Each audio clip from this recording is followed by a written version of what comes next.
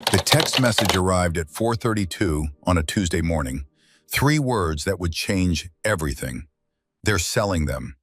Captain Reese Kincaid stared at the glowing screen in the darkness of her bedroom, her heart already accelerating before her mind fully processed the implications. The number was blocked, the sender unknown, but the message was clear enough to pull her from sleep and into the kind of alertness that came from years of training her body to respond to danger before her conscious mind could catch up. A second message followed. Fort Carson Disposition Center. Today, all of them. Your dogs. Reese sat up, the movement sharp and controlled despite the chaos beginning to build in her chest. Beside her bed, Havoc lifted his head. The Belgian Malinois had been asleep 3 seconds ago, but now his amber eyes were locked on her face, reading the shift in her breathing, the tension in her shoulders, the particular quality of stillness that meant something was wrong. "Get up, boy," she said quietly. "We're going to work." Havoc was on his feet before she finished the sentence. 6 years old, 70 pounds of muscle and loyalty, and a legend in the circles that mattered. The dog had cleared compounds in Kandahar, detected explosives in Helmand Province, and saved Reese's life twice in ways that made for good stories at veteran bars, but nightmares when she tried to sleep. She dressed in the dark. Not her uniform. That part of her life was technically over. Medically retired 27 months ago after an IED blast had torn through her left leg and ended the career she'd fought harder for than anything in her 29 years. But she pulled on cargo pants, a black tactical shirt, boots that still fit like they remembered every mile she'd put on them in Afghanistan. Old habits, muscle memory, the ritual of preparing for a mission even when you weren't sure what the mission was yet. Fort Carson was 3 hours away. Reese grabbed her keys, clipped Havoc's lead, and walked out into the pre-dawn cold without looking back. Behind her, the small house she rented on the outskirts of Colorado Springs sat dark and silent. The kind of place a person lived when they were trying to figure out who they were now that they weren't who they used to be. She drove fast. Havoc sat in the passenger seat the way he always did on long drives, rigid and alert, ears rotating like radar dishes picking up frequencies Reese couldn't hear. The dog knew. Dogs always knew. Something was happening, something that required the part of them that had been forged in combat and couldn't be turned off no matter how many months passed in civilian silence. Reese's mind worked through the possibilities as the highway unwound in front of her headlights. Fort Carson had a military working dog program. She knew that. She'd served there briefly in 2022, right after Afghanistan, before the medical board had started the long process of deciding she was too broken to continue. But she'd kept in touch with people, handlers, trainers, the community of men and women who understood that the bond between a soldier and their dog wasn't just professional, it was something deeper, something that civilians looked at and nodded politely about, but never really understood. "Your dogs," the text had said. Reese didn't have dogs anymore. Singular, maybe, Havoc, but dogs, plural, that was something different. That was the unit she'd commanded before the blast, the K9 program she'd built in Afghanistan, the animals she'd trained and deployed with and brought home and handed off to other handlers when the Navy decided Captain Reese Kincaid was no longer fit for duty. The disposition center was on the south side of the base, a cluster of low buildings that looked like they'd been assembled from the cheapest contract bid and forgotten about. Reese pulled into the parking lot at 7:47, 3 hours after the text, her body running on adrenaline and the kind of focus that came from years of operating on no sleep and high stakes.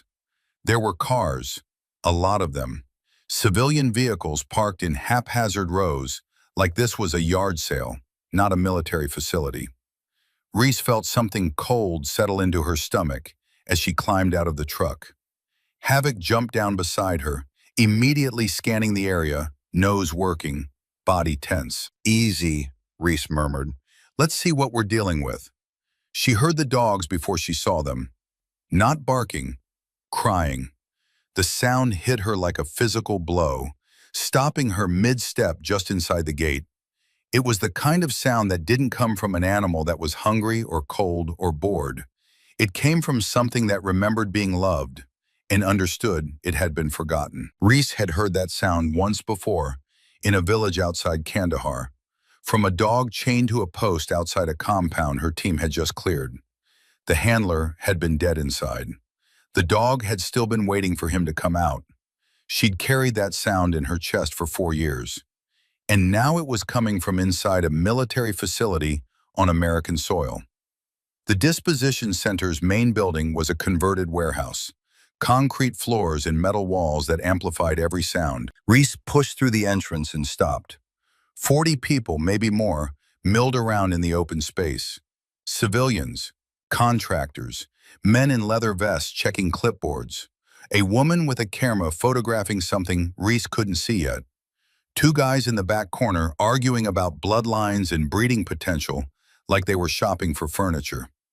And in the center of the room, arranged in two neat rows of 6, 12 German shepherds sat locked in transport kennels, metal cages barely large enough for the animals to stand, turn around, lie down. Some of the dogs were pacing in tight circles. Some were pressed against the back walls, trembling. Some were lying flat with their eyes open, breathing shallow, the canine equivalent of a 1,000-yard stare. Reese felt the world narrow. Sound faded. The people around her blurred into background noise. All she could see were the kennels. All she could hear were the dogs. And all she could feel was a rising tide of rage, so pure and focused it was almost calming. She walked forward. Havoc moved with her, close to her left leg, his body language shifting from alert to something harder, battle-ready. The dog could feel it too. Whatever this was, it was wrong. The first kennel she reached contained a massive shepherd with a barrel chest and a scar running from his left ear to his jaw. Reese knew that scar, knew that dog. "Ajax," she whispered. The dog's head snapped up. His ears rotated forward. His eyes, which had been empty and distant, suddenly focused with an intensity that made Reese's throat tighten. Ajax had served in Syria 3 years ago. She'd been there.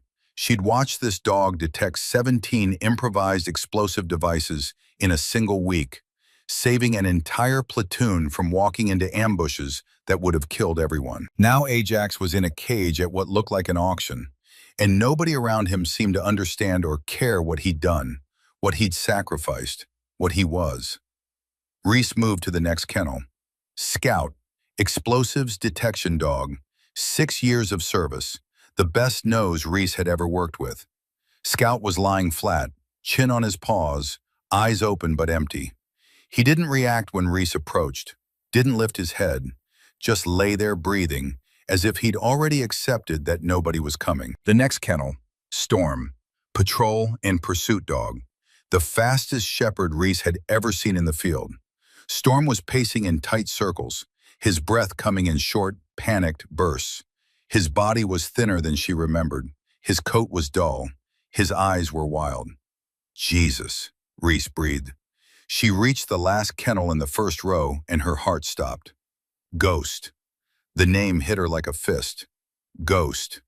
Garrett Thorne's dog, the Belgian Malinois who had deployed with Reese's best friend, her mentor, the man who had taught her everything about canine operations and believed in her when the entire system was telling her that women didn't belong in combat units and certainly didn't belong commanding canine programs. Garrett had died 28 months ago in Yemen. Operation Sandstorm, a raid gone wrong. Reese had been stateside by then, fighting her medical discharge, watching from the outside as the news came through official channels. Lieutenant Commander Garrett Thorne, killed in action, heroic sacrifice. The blast had been catastrophic, but Garrett had shielded Ghost with his body, and the dog had survived. Reese had asked about Ghost afterward, had been told the dog was transferred to another unit, had been told not to worry about it, had been told to focus on her own recovery and let the system handle the rest. The system had handled it, all right. handled it right into a metal cage at a surplus disposal event. Ghost was lying on his side, ribs showing through dull, matted fur, eyes half closed. He looked like a dog that had stopped waiting, stopped hoping, stopped believing that anyone was ever going to keep the promises that had been made to him. Reese dropped to her knees in front of the kennel. Ghost, the dog's ear, twitched. One eye opened wider. Then something shifted behind that eye. Recognition, slow and painful, like a light flickering on in a room that had been dark for too long. "Hey, buddy," Reese said, her voice cracking. "It's me. It's Reese. Garrett sent me." Ghost lifted his head slowly, like the effort cost him everything he had left. He crawled forward, belly dragging on the kennel floor, until his nose pressed through the bars and touched Reese's fingers. Then the dog made a sound. Not a bark, not a howl. A cry that carried 28 months of grief and confusion and waiting in it. A cry that said, "I remember. I remember the smell of him. I remember the sound of his voice. I remember the night he didn't come back. And I've been waiting for someone, anyone, to tell me it wasn't my fault." Reese's vision blurred. She gripped the kennel bars and pressed her forehead against the metal and let the tears come, because there was no way in hell she was going to pretend this was okay. Havoc pressed against her leg, whining softly, feeling the grief vibrate through his handler's body and responding the only way a dog knows how, by being there, by not leaving. "What happened to you?" Reese whispered. "What did they do to you?" "Ma'am, the bidding area is to the left." A young petty officer appeared beside her, clipboard in hand, clearly uncomfortable. The way people are when they sense danger they can't see. "Who authorized this?" Reese stood up. Her voice was controlled, but the petty officer took a step back anyway. "Ma'am, these dogs are—" "I know what these dogs are. I commanded half of them. Ajax cleared 17 IEDs in Syria. Scout detected a suicide vest at a checkpoint in Iraq that would have killed 30 Marines. And Ghost," Reese's voice tightened. "Ghost was the K-9 partner of Lieutenant Commander Garrett Thorne, who died in action 28 months ago, saving that dog's life." The petty officer looked genuinely distressed. "I'd have to check with Commander Reeves, ma'am. He's running the disposition event." "Then get him." The petty officer hurried away. Reese turned back to the kennels, counted again. 12 dogs. She recognized 8 of them. 8 animals that had served in her units, under her command, in operations that saved American lives. And now they were lined up in metal boxes like surplus inventory, waiting to be liquidated. She walked to a folding table near the entrance, where a man in Navy service khakis sat with a clipboard and a cash box. Mid-40s, soft-bodied, with the pale complexion of someone who'd spent his career behind a desk. A name placard read, "Commander Frank Reeves." "Commander," Reese said, "what is this?" Reeves looked up with the practiced patience of a bureaucrat dealing with someone he considered beneath his pay grade. "Surplus Animal Disposition Event. Dogs that have been retired from the MWD program, available for civilian transfer. Are you interested in bidding?" "These are military working dogs."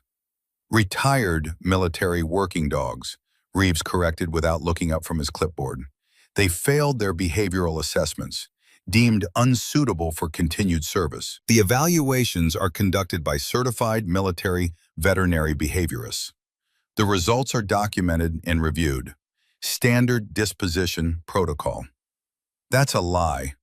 The words landed on Reeves's table like a grenade. 2 nearby officers turned. The petty officer with the clipboard froze mid-step. Reeves's eyes went cold. "Excuse me? I said that's a lie. Ajax doesn't have an aggressive bone in his body. Scout is the calmest detection dog I've ever worked with. And Ghost," Reese leaned forward, her hands flat on the table. "Ghost was evaluated 6 months after Garrett died and cleared for continued service. I saw the report myself. So either someone falsified the assessments or you're lying to my face." "You're out of line, Captain." "I'm out of line?" Reese's voice rose, and every dog in the facility reacted, barking, whining, pressing against their kennels. You've got 12 decorated military working dogs locked in boxes, about to be sold to dogfighters and backyard breeders, and I'm out of line? These dogs are government property undergoing lawful disposition. They're not property, they're soldiers. The disposition will proceed as scheduled. If you have concerns, you can file a formal complaint through the proper channels. Reeves stood up, his face going red the way bureaucrats' faces do when their authority is challenged in public. In the meantime, either register as a buyer or leave the premises. Reese looked at Reeves, looked at the 40 civilians circling the kennels like vultures, looked at Ghost, who had pressed his nose through the bars again and was watching her with eyes full of desperate hope. Garrett's last words over the radio, through static and gunfire and the sound of a world ending. "Get my dog home, Reese. Promise me." She had promised. Standing in a ready room 12,000 miles away, listening to the medevac pilot's voice break as he described injuries that were incompatible with life. She had promised a dying man that she would bring his dog home. And then the Navy had medically retired her, and the system had swallowed Ghost. And she'd spent 27 months trying to figure out how to be a person when the only thing she'd ever been good at was being a soldier. "Fine," Reese said quietly, the dangerous kind of quiet, the voice she'd used in the field when everything depended on the next 3 seconds. "Start your bidding." 10 minutes later, the auctioneer stepped onto a small platform and cleared his throat. He was a civilian contractor with a microphone and the enthusiasm of a man selling livestock. "All right, folks, welcome to the Fort Carson Surplus Working Dog Disposition event. We have 12 animals available today. All sales are final. Medical records are sealed per military protocol. Buyers assume full responsibility for—" "I have a question," Reese said. Her voice cut through the crowd like a rifle shot. The auctioneer paused. "Questions at the end, ma'am." "No. Now." Reese stepped forward. Havoc walked beside her, hackles up, that low growl building in his chest that meant he was reading the room and preparing for violence if it came. 40 faces turned to look at her. A woman in tactical pants and a black shirt, not tall, maybe 5'7", but carrying herself with the kind of presence that made people notice. Scars on her left forearm, a slight limp in her left leg, and eyes that had seen things most of these people couldn't imagine. "Why are the medical records sealed?" Reese asked. "Military protocol, ma'am." "There is no protocol that seals medical records during a disposition event. Buyers have a legal right to see the health history of any animal they're purchasing. So I'll ask again, why are they sealed?" The auctioneer looked at Reeves. Reeves shook his head slightly, a signal that said, "Shut this down." "Ma'am, if you'd like to discuss this privately—" "I'd like to discuss it right here, in front of everyone." Reese turned to the crowd. 40 faces staring back, some curious, some uncomfortable, some just wanting to buy a dog and go home.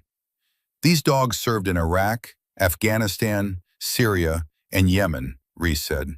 "They detected explosives. They tracked terrorists. They shielded American service members with their own bodies. Some of them carry shrapnel in their hips. Some of them have hearing loss from flashbangs. Some of them watch their handlers die." Silence. Total silence. Even the dogs had gone still. And now they're being sold to the highest bidder without medical records, without transparency, and without any effort to return them to their handlers or place them in legitimate retirement programs. Reese paused. "Does anyone want to ask why?" The crowd shifted. Whispers rippled. The man in the leather vest who'd been checking dogs' teeth suddenly looked like he wanted to be anywhere else. "That's enough," Reeves said, stepping forward. "Captain Kincaid, you are disrupting a lawful military process. Stand down or I will have you escorted off the premises." "Who wants to start the bidding?" the auctioneer tried, his voice cracking. "Stop." One word. Reese's voice wasn't loud. It was something worse than loud. It was the voice of a person who had given commands in rooms where the wrong word got people killed. And every person in that yard felt it in their spine. Stop the auction. The auctioneer's hand froze above his clipboard. I will take all of them. Nobody moved. All 12 dogs. Every single one. Name your price. The auctioneer stared. Reeves stared. The entire crowd stared. That's not how this works, the auctioneer stammered. Individual animals are bid on individually. Then I'll bid on everyone individually, starting now. Whatever the highest bid is, I'll double it. For all 12. You can't afford. Try me. Reeves stepped between Reese and the platform. His face had passed through red and arrived at something paler, something closer to fear. This is irregular. The disposition protocol requires individual placement assessments. The disposition protocol also requires transparent medical records and handler notification before retirement. You skip both. Reese held Reeves's gaze. So let's not talk about protocol. I'm denying your request. On what grounds? On the grounds that I am the commanding officer of this facility, and I said no. Every dog in the yard started barking. Not random panic noise, coordinated as if they understood, as if they were voting. Ajax threw his weight against the kennel bars. Scout stood up for the first time all day and pressed forward. Storm stopped his frantic pacing and added his voice, a deep, desperate bark that echoed off every surface. And Ghost lifted his head and joined them. His bark was weaker than the others, ragged from months of crying that no one heard, but it was there. The sound of a dog who had one last fight left in him. The crowd felt it. Every single person felt it. The woman with the clipboard lowered it. The man in the leather vest stepped back from the kennels. Even the auctioneer set down his microphone. You hear that? Reese said to Reeves. Quiet. Deadly. That's not barking. That's a plea. Every one of those dogs is begging you to do the right thing. And you're going to stand there and tell me no. Reeves swallowed. His eyes darted to the crowd. Phones were out now. Recording. This was no longer a quiet disposal event. This was a public stage. I'll file an official acquisition request, Reese said, through proper channels. But until that request is processed, this auction does not proceed. And if a single one of these dogs is sold, transferred, or harmed before my request is reviewed, I will personally ensure that every news outlet, every congressional office, and every veterans organization in this country knows exactly what happened here today. Reeves stared at her for a long time. The kind of stare that calculates costs and consequences and decides how much a career is worth versus how much a fight will cost. You're making a mistake, Captain. No, sir, I'm keeping a promise. Reeves turned and walked away without another word. The auctioneer looked around, confused, waiting for instructions that didn't come.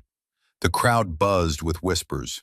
Reese walked back to Ghost's kennel and knelt down. The dog pressed his nose through the bars and touched her hand, and the trembling in Ghost's body eased just slightly, just enough, as if the dog understood that something had shifted, that someone had finally shown up.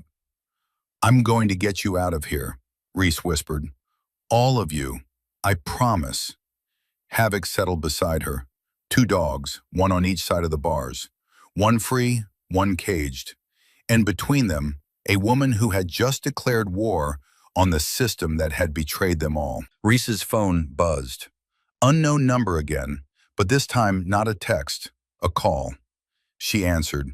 Captain Kincaid, a woman's voice. Professional, controlled, but underneath the control something urgent. My name is Dr. Elena Bradford. I'm a military veterinarian. I was assigned to the MWD program at Fort Carson until 3 months ago, when I was transferred to a desk position at Norfolk for what they called administrative restructuring. Why are you calling me? Because I just watched what you did on a live stream someone is broadcasting from the disposition event, and I need you to know something. Elena paused. Those dogs didn't fail their behavioral assessments. I wrote those evaluations. Every single one of those dogs passed. Someone changed the results after I was reassigned. Reese's grip tightened on the phone. Who? I can't say for certain, but I can tell you that my transfer happened 2 weeks after I refused to sign off on a bulk retirement order for 23 dogs. An order that came directly from Commander Reeves's office. 23. There are only 12 here. Exactly, Elena's voice dropped, which means 11 dogs are already gone, sold, transferred, disappeared into a system that wasn't designed to track them. Reese closed her eyes. 11 dogs, gone into dogfights, into breeding mills, into the hands of people who saw weapons instead of warriors. There's more, Elena said. I kept copies of the original evaluations, and I have documents that show Reeves has been working with a private defense contractor called Aegis Global. They've signed a $40 million contract to supply replacement dogs to the military. But the contract only works if the current dogs are removed from service. They're forcing dogs out to make room for a private company's product and getting paid to do it. Reeves receives a consulting fee from Aegis Global, $200,000 a year. It's buried in the paperwork, but it's there. Elena paused. I have everything on a flash drive. Original evaluations, financial records, communications between Reeves and Aegis Global's CEO. But I need someone who's willing to use it, because the last person I tried to give this information to was transferred to a base in Guam within 48 hours. Where can we meet? There's a coffee shop off Route 17, the Grindhouse. Veteran-owned. I can be there in 2 hours. I'll be there in 90 minutes. Reese hung up and looked at Havoc. The dog was watching her with those amber eyes. Calm, steady, ready for whatever came next. The way he'd been for 6 years. The way he always would be. This just got a lot bigger than 12 dogs, buddy. Havoc's ears swiveled forward. His tail gave one slow wag.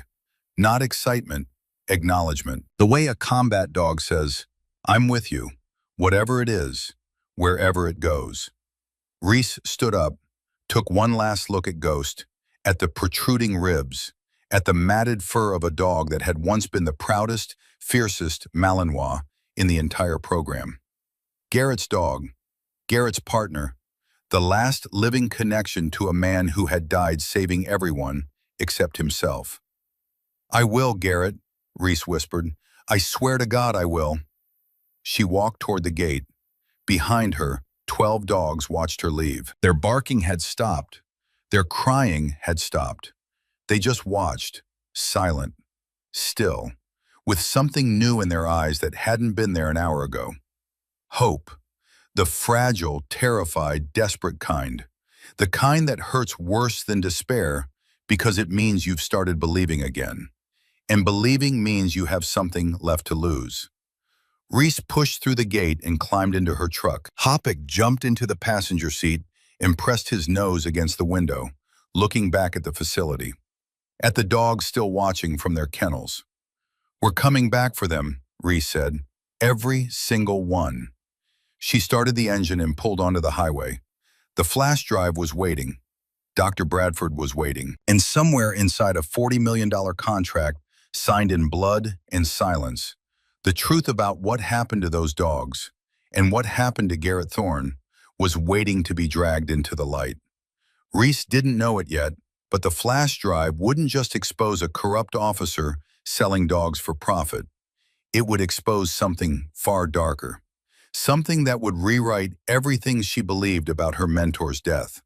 And once she saw it, there would be no going back. Havoc settled into the seat and rested his head on Reese's thigh. The way he always did on long drives. The way Garrett used to describe Ghost doing on the way back from missions. He just puts his head on my leg, Reese, like he's saying, good job, we survived another one. Garrett should have survived that last one too. Reese gripped the steering wheel and drove. 90 minutes to the Grindhouse. 90 minutes to learn exactly how deep the corruption went. 90 minutes before the war she just declared became something she couldn't walk away from, even if she wanted to. And she didn't want to. Not anymore. Not ever again. Dr. Elena Bradford was already sitting in the back booth when Reese walked in. She was younger than Reese had expected, mid-30s, lean with the kind of sharp eyes that came from years of looking at things other people missed. Her hands were wrapped around a coffee cup she hadn't touched, and she was watching the door with the controlled alertness of someone who'd been checking over her shoulder for weeks. The grindhouse was exactly what it sounded like. A veteran's coffee shop with mismatched furniture, walls covered in unit patches and faded photographs, and a hand-painted sign behind the counter that read, "Dogs welcome, idiots not." The owner, a retired Marine with a prosthetic leg and a 1,000-yard stare that softened when he saw havoc, nodded at Reese without comment. This was a place where working dogs were family, and questions weren't asked unless you wanted to answer them. Reese slid into the booth. Havoc settled under the table, nose pointed toward the door. Old habit, always watch the exits, always know who's coming. "Dr. Bradford, call me Elena. If we're going to do this, we don't have time for formalities." Elena reached into her bag and placed a flash drive on the table between them. Small, black, unremarkable. The kind of thing you could lose in a coat pocket and never think about again. Except this one contained evidence that would destroy careers and possibly end lives. "Everything is on there," Elena said. "Original behavioral evaluations for all 23 dogs that were flagged for forced retirement. My assessments show every single one of them passed. Clean, no aggression, no behavioral degradation, no medical disqualifiers. And after you were transferred, someone logged into the evaluation system using my credentials and changed the scores. 14 dogs went from fit for continued service to recommended for disposition in a single afternoon." Elena's jaw tightened. "They used my name, my login, my professional reputation. If those falsified reports ever go to court, it looks like I'm the one who failed them.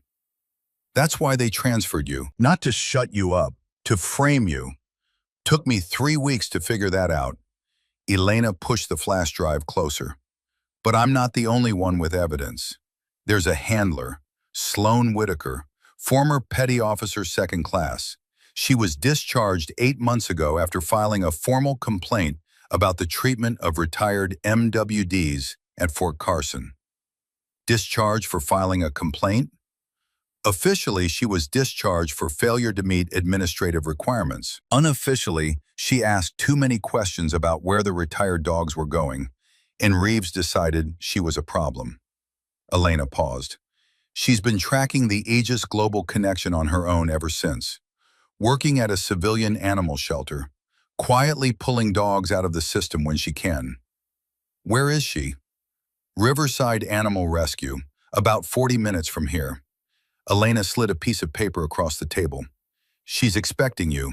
I called her while you were driving." Reese pocketed the address and picked up the flash drive. It felt heavier than it should have.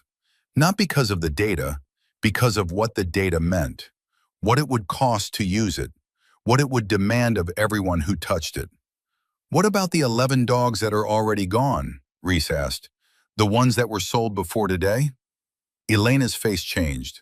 The professional composure cracked, and underneath it was something raw, something that had been eating at her for months. 3 of them were sold to a private security company in Texas that uses former military dogs as guard animals.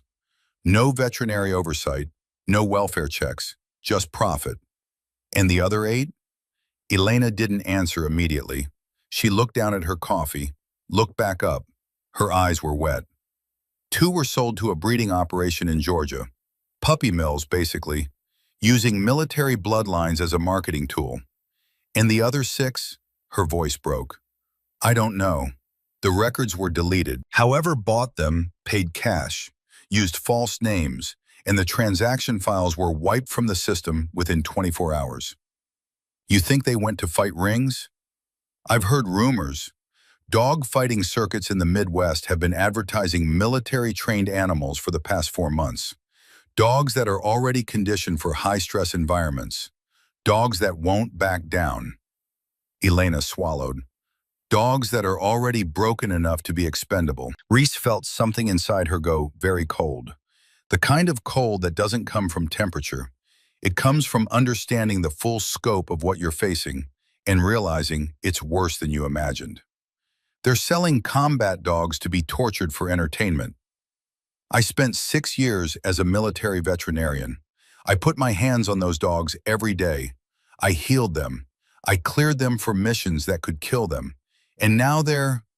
She stopped, pressed her fingers against her eyes. I'm sorry. Don't be sorry, be angry. Elena looked up, met Reese's eyes, and something shifted in her expression. From grief to something harder, something focused. Who's behind Aegis Global? Reese asked. A man named Richard Kane, former defense contractor, made his fortune selling equipment to the military during the Iraq surge. Body armor, vehicle upgrades, communication systems. When those contracts dried up, he pivoted to military working dogs.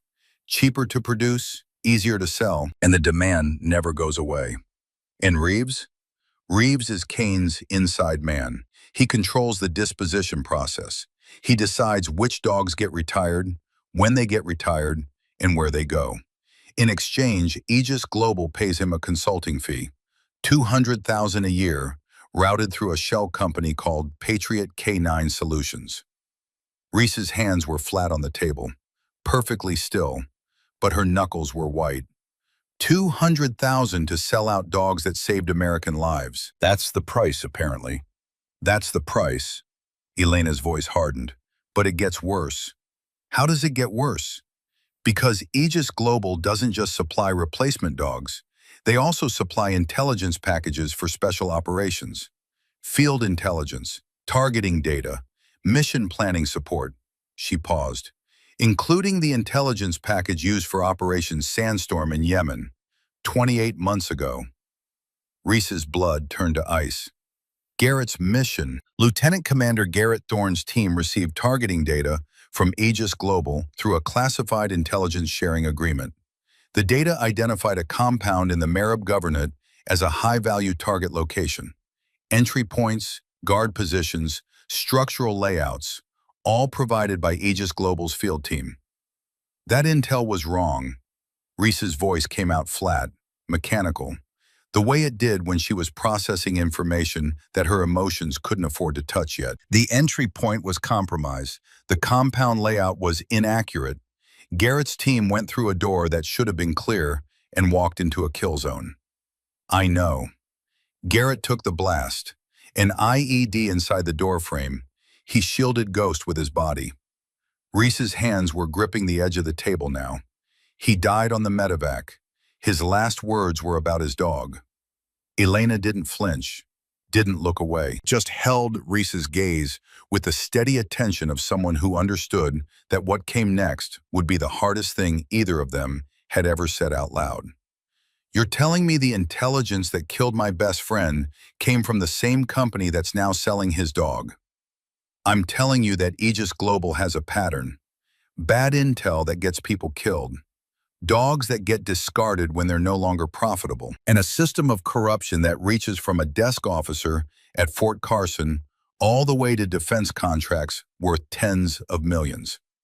Elena held Reese's gaze.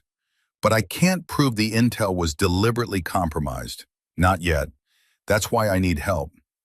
Havoc whined under the table. He could feel the change in Reese's body, the tension, the controlled rage, the particular stillness that came before action. The dog pressed harder against Reese's leg, grounding her the way he'd done 1,000 times in the field. Who else knows about this? Reese asked. A handler named Sloan Whitaker. She's been tracking Aegis Global for 14 months. And a senior dog handler at Fort Carson, Sergeant First Class Wade Brennan. He trained half the dogs on the disposition list. He knows they didn't fail their evaluations because he administered the field assessments himself. Why hasn't he said anything? Because Reeves threatened his pension. Brennan has 18 months until retirement, 20 years of service, a wife and 2 kids. Reeves told him that if he talked, his retirement benefits would disappear. Elena's voice softened slightly. So he watched them take the dogs and said nothing. He watched because he was afraid. Not everyone has the luxury of being fearless. I'm not fearless, I'm furious. There's a difference. Reese's phone buzzed. Unknown number. She almost ignored it. Then something in her gut told her to answer. Captain Kincaid. A man's voice, smooth, polished. The voice of someone who hired people to do his talking and only picked up the phone when he wanted to make a point. My name is Richard Kane. I'm the CEO of Aegis Global Defense Solutions. Reese looked at Elena, mouthed the name. Elena's face went white. How did you get this number? I get every number I need, Captain. It's one of the benefits of working closely with the Department of Defense. Kane chuckled, the laugh of a man who found his own power amusing. I understand you made quite a scene at Fort Carson today. I found 12 military working dogs being sold off like scrap metal. I'd call that more than a scene. You'd call it whatever serves your narrative. I'd call it a lawful disposition process being disrupted by an emotional veteran who can't distinguish between policy and personal feelings. My personal feelings are that those dogs serve this country with more honor than you've ever had in your entire life. So skip the corporate talk and tell me why you're calling. Silence. 3 seconds. The kind of silence that meant recalculation. I'm calling because I respect what you did in the field, Captain. Your service record is impressive. 4 deployments, Silver Star, Purple Heart. A woman like you has options, a future. Kane paused. I'd hate to see you throw that away over a misunderstanding about some old dogs. A misunderstanding. Budget decisions are made every day in the military. Units are retired. Equipment is replaced. It's the natural cycle of defense operations. These dogs served well, and now they're being transitioned to civilian life. There's nothing sinister about it. Then why were the behavioral assessments falsified? Another silence, longer this time. I'm not aware of any falsified assessments. Dr. Elena Bradford wrote clean evaluations for every dog on that disposition list. Someone changed them using her credentials after she was forcibly transferred. I have the originals. Kane didn't respond for 5 seconds. When he did, the smooth polish was gone. What was underneath was harder, colder. Let me be direct with you, Captain. You have a dog, a nice retirement, a clean record. Walk away from this and all of that stays intact. I'll even make sure the dogs at Fort Carson are placed in reputable homes. Every single one, including Ghost. Ghost was my best friend's dog, Garrett Thorne, SEAL Team 7. He died in Yemen 28 months ago using intelligence provided by your company. Reese let the words land. So when you tell me to walk away, you're asking me to abandon the dog that my dead brother asked me to protect. Are you understanding the math here? I understand that grief makes people irrational, and I understand that $40 million makes people criminal. Reese stood up. Havoc stood with her. Here's what's going to happen, Mr. Kane. I'm going to get those dogs out of Fort Carson. I'm going to find the 11 that were already sold. And I'm going to make sure that every document, every falsified evaluation, every payment you've made to Commander Reeves ends up on the desk of someone who will use it to put you in a cell. You're making an enemy you can't afford. I've had enemies with RPGs and night vision. You're a businessman with a phone. I'll take my chances. Reese hung up. Elena was staring at her. He called you directly. He's scared. Same reason corrupt people always call directly. They want to assess the threat. Figure out if you can be bought or intimidated. Can you? My best friend died because of his company's intel. His dog is starving in a kennel because of his contract. There isn't a number big enough. Elena nodded. Something in her expression shifted from cautious ally to committed partner. Then let's go see Sloan. She has things you need to see. They drove to Riverside Animal Rescue in Reese's truck. Havoc rode shotgun, nose out the window, ears catching the wind with the pure, uncomplicated joy that only dogs are capable of, even in the middle of a crisis. Sloan Whitaker was waiting outside the shelter when they pulled up. 26 years old, short dark hair, strong hands. The kind of posture that said military even in civilian clothes. Shoulders back, chin up, eyes scanning. She wore a shelter volunteer shirt that was too big for her and jeans that had dog hair on them. And she looked at Reese's tactical pants and boots the way veterans look at other veterans when they recognize the uniform, even when it's not being worn. "You're the captain from the video," Sloan said, not a question. "What video?" "Someone at the disposition event live-streamed the whole thing. You telling Reeves to stop the auction, the dogs barking behind you, you saying you'd take all of them." Sloan held up her phone. "It's got 5 million views in 6 hours. Reese hadn't known, hadn't cared, but the number registered. 5 million people had watched her stand in front of those kennels and make a promise. Now she had to keep it in front of an audience. "Elena said you've been tracking Aegis Global for 14 months. Sloan led them inside the shelter. Dogs barked from kennels along the hallway. Civilian rescues, strays, surrenders. But in a separate room in the back, behind a locked door, 3 German shepherds lay on padded beds. Reese recognized them immediately. "These are MWDs. Atlas, Dakota, and Fury," Sloan said, kneeling beside the nearest dog. A shepherd with a graying muzzle and a scar across his shoulder. Atlas was sold at a disposition event 6 months ago. The buyer claimed to be a private security contractor. Turned out to be a front for a dogfighting operation in Virginia. "I tracked him down through a rescue network and bought him back." "How?" $500. Sloan's jaw tightened. That's what a decorated military working dog costs on the secondary market. $500 for an animal that spent 8 years protecting American soldiers. And the other 2? Dakota was found wandering a highway in North Carolina. No chip, no tags. Someone had removed them. Fury was surrendered to a rural shelter in Tennessee by a man who said the dog was too much trouble. Sloan stood up. 3 dogs I managed to save. Out of 11 that disappeared. 8 still missing. 8 that I can't find. 8 that might already be dead. Her voice was steady, but her eyes weren't. "And now there are 12 more at Fort Carson about to go through the same pipeline. Unless we stop it." Reese looked at the 3 dogs on the padded beds. Looked at Havoc, who had walked up to Atlas and was touching noses with the old shepherd. The same way he'd touched noses with Ajax through the kennel bars. The language of dogs recognizing their own. "I need everything you have," Reese said.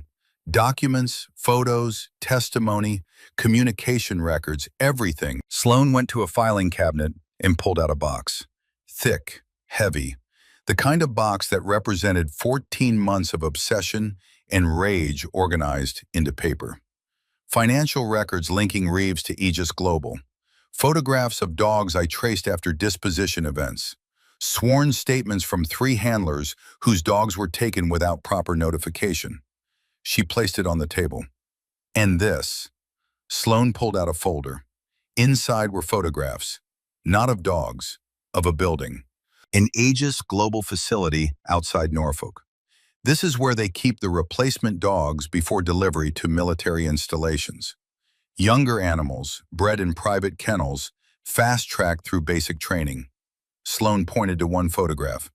3 weeks ago, I got close enough to see inside. The dogs are kept in conditions that violate every animal welfare standard the military has. Overcrowded, underfed, some with untreated injuries from training methods that any legitimate program would consider abuse.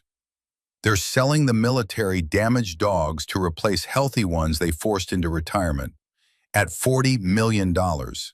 And nobody knows because nobody's looking. The military gets new dogs. Aegis Global gets paid. Reeves gets his cut. And the dogs that actually served, the ones that bled and sacrificed, they disappear. Reese's phone rang. She checked the number, not unknown this time. A number she recognized. Wade Brennan. She answered. "Sergeant." Brennan's voice was low. strained. The voice of a man calling from a closet or a bathroom or anywhere he thought he couldn't be overheard. Captain, I heard what you did at the disposition event. I need to talk to you. I need to talk to you too, Wade. Not on the phone. Meet me at my house tonight, 2100.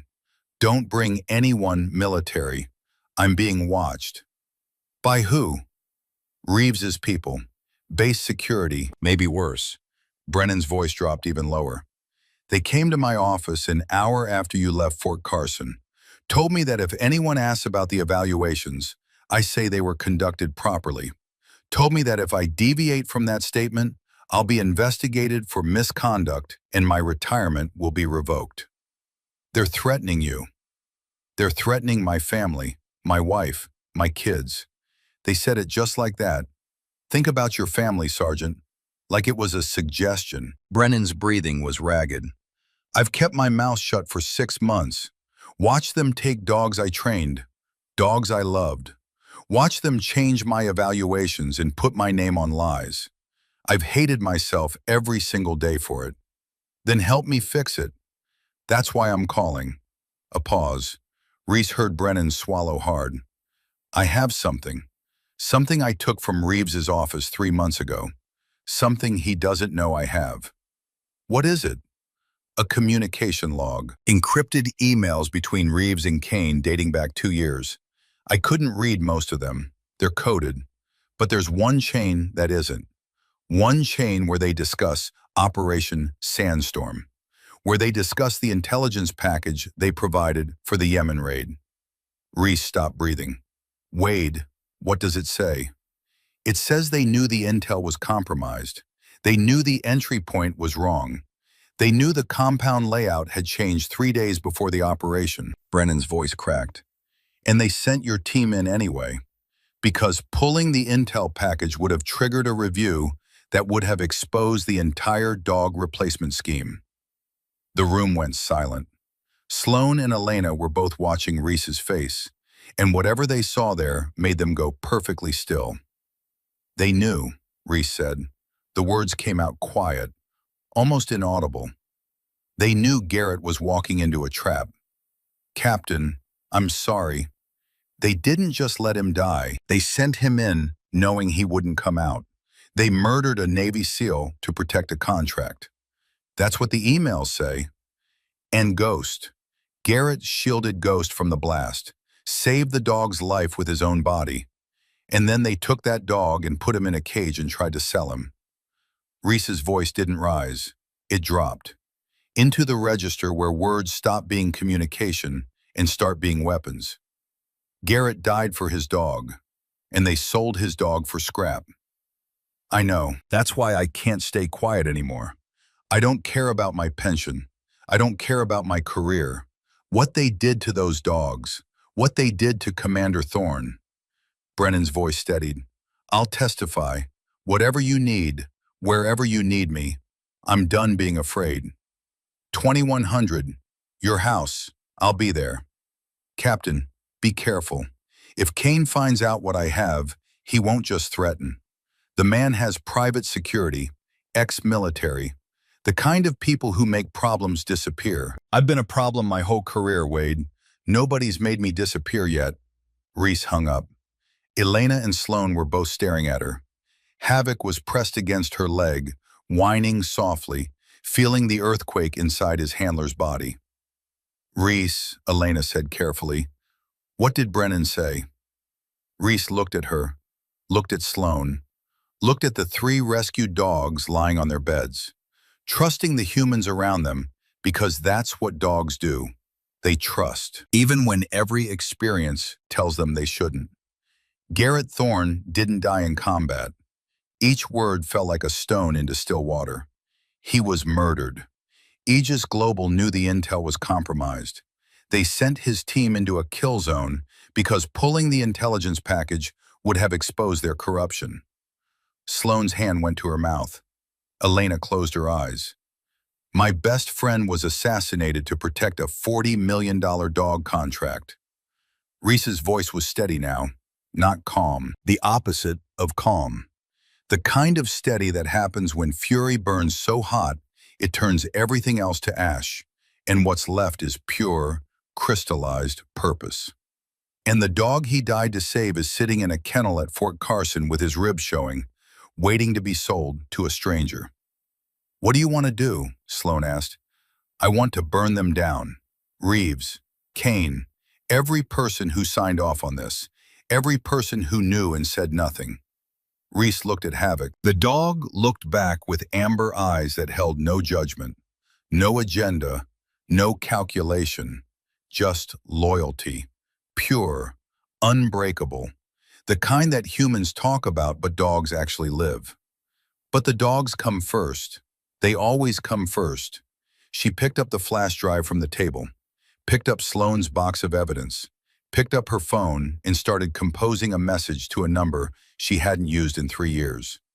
Before she could send it, she made one more call, a number she hadn't dialed in almost as long. "Morrison." The voice was gruff, familiar. Colonel James Hawk Morrison, 66 years old, retired Marine.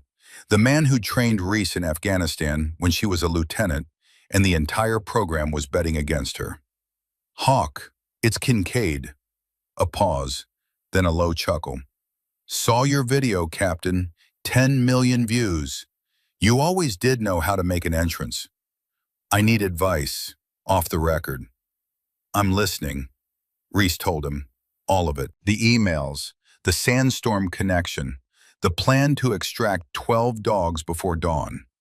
When she finished, Hawk was quiet for 10 seconds. "You're walking into a shitstorm, Kincaid. I know, and you're doing it anyway. I don't have a choice. These are Garrett's dogs, my dogs. They're not dying in cages while I file paperwork." Another pause. "What do you need from me?" "Nothing. I needed to tell someone who'd understand." "I understand. And when this is over, when you've got those dogs and the bastards who sold them are in cells, you call me, because you're going to need help building something permanent, something that makes sure this never happens again." Reese felt something ease in her chest. "You offering?" "I'm retired, Kincaid. Got nothing but time and a pension I don't know what to do with. Put me to work." "I will, thank you, Hawk." "Don't thank me yet. You survive the next 12 hours first." He hung up. Reese looked at Elena and Sloan. "I need both of you tonight at Brennan's house, 2100. "I'll be there," Elena said. "Me too," Sloan said. Reese nodded, looked down at Havoc. The dog's tail gave one slow, deliberate wag. "Let's go get those emails, boy. And then let's go get our dogs." Havoc stood up, pressed his head against Reese's hand, the way he did before every mission, the way he'd always done. The gesture that said, "I don't know what's coming, but I know I'm going with you, and that's enough." Reese walked out of the shelter with evidence in her hands and murder in her heart, and 12 dogs waiting in kennels for a woman who had just learned that keeping her promise was going to cost more than she'd ever imagined, and she was going to pay it anyway. Every last cent. Brennan's hands were shaking when he opened the door. Not the kind of shaking that comes from cold or caffeine, the kind that comes from a man who has spent 6 months swallowing poison and has finally decided to spit it out, knowing it might kill him either way. "Get inside, all of you, fast." Reese went first, Havoc next, then Sloan and Elena, moving quickly, silently, the way people move when they understand the stakes have passed beyond careers and entered the territory of survival. Brennan locked the door, checked the window, pulled the blinds shut with the precise, mechanical movements of a man running on adrenaline and terror in equal measure. "Where's your family?" Reese asked. "Sent them to my sisters in Richmond this morning. Told my wife it was a surprise visit." Brennan's jaw worked. "She doesn't know about any of this, about the dogs, about what Reeves has been doing. I couldn't tell her I've been a coward for 6 months." "You're not a coward, Wade. You were protecting your family." "I was protecting myself." Brennan met Reese's eyes, and the self-loathing in them was so raw it made the air heavier. I watched them change the evaluations on my computer, watch them reclassify dogs I'd trained for years as aggressive, as unfit, as surplus, dogs that would have run through fire for me. And I sat there and let someone stamp defective on their records because I was afraid of losing my pension. "You're here now," Sloan said quietly. "That's what matters." Brennan stared at her for a long moment. Then he went to a closet in the hallway and pulled out a lockbox. Combination lock. His fingers fumbled twice before getting it open. Inside was a laptop, old, military issue, the kind that looked like it had survived a deployment because it had. 3 months ago, Reeves left his office unlocked during a fire drill. 90 seconds. That's all I had. Brennan set the laptop on the kitchen table. I plugged in a USB and copied everything I could grab. Didn't even look at what I was getting, just copied and ran. And Reeves doesn't know? If Reeves knew, I'd be in a cell right now, or worse. Brennan opened the laptop. Most of what he'd grabbed was encrypted. Financial records, personnel files, communication logs, all locked behind passwords he couldn't crack. But there was one folder that wasn't encrypted, one chain of emails that Reeves had either forgotten to protect or didn't think anyone would ever see. He turned the screen toward Reese. The email chain was between two addresses, one internal military, one private. The internal address belonged to Reeves. The private address was registered to a domain called patriotknine.net, Kane's shell company. Reese read the first email, dated 26 months ago. Phase 2 proceeding. Retirement orders for Unit Group 7 processed. Behavioral modifications applied to evaluation records per our agreement. Disposition scheduled for Q3. Venue allocation as discussed. Revenue allocation. They were talking about living, breathing animals, dogs that had served in combat, like quarterly earnings. The second email, dated 23 months ago. Concerns raised by veterinary officer evaluation discrepancies. Recommend reassignment to non-critical post, Norfolk suggested. Handle quietly. That was Elena, her career, her reputation, her life's work. Handle quietly, in 6 words. Then Reese reached the third email chain, dated 30 months ago, 2 months before Garrett died. Her hand stopped on the trackpad. "Read it," Brennan said quietly. "You need to see all of it." The email from Kane to Reeves. Intel package for Sandstorm compiled from secondary sources. Primary verification incomplete. Field team reports potential structural changes to target compound, but confirmation timeline exceeds operational window. Recommend proceeding with existing data. Delay risks exposure of Program Vanguard. Program Vanguard, Elena said, reading over Reese's shoulder. That's what they called it internally, the dog replacement scheme. I saw the name in budget documents before I was transferred. Reeves's reply, understood. Forwarding to JSOC as verified. Will flag as high confidence. Reese read it again, and a third time, because her mind refused to accept what her eyes were showing her. High confidence, she said. The words tasted like ash. Reeves flagged unverified intelligence as high confidence. He sent my team into a compound using targeting data that his own contractor admitted was incomplete, because verifying the intel would have delayed the operation.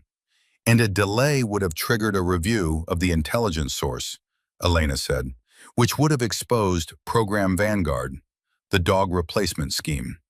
They chose a contract over Garrett's life. They chose money over all our lives. Elena's voice was barely a whisper. Your entire team walked into that compound based on a lie.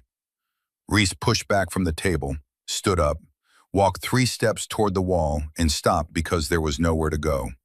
Nowhere in the world she could walk to that would make this not be true. Garrett laughing in the ready room before the mission brief, checking Ghost's harness with the obsessive care of a handler who loved his dog more than sleep, saying, "Let's go get him, Reese," the way he always did before they stepped off. Like it was a game, like they were invincible, Like dying was something that happened to other people.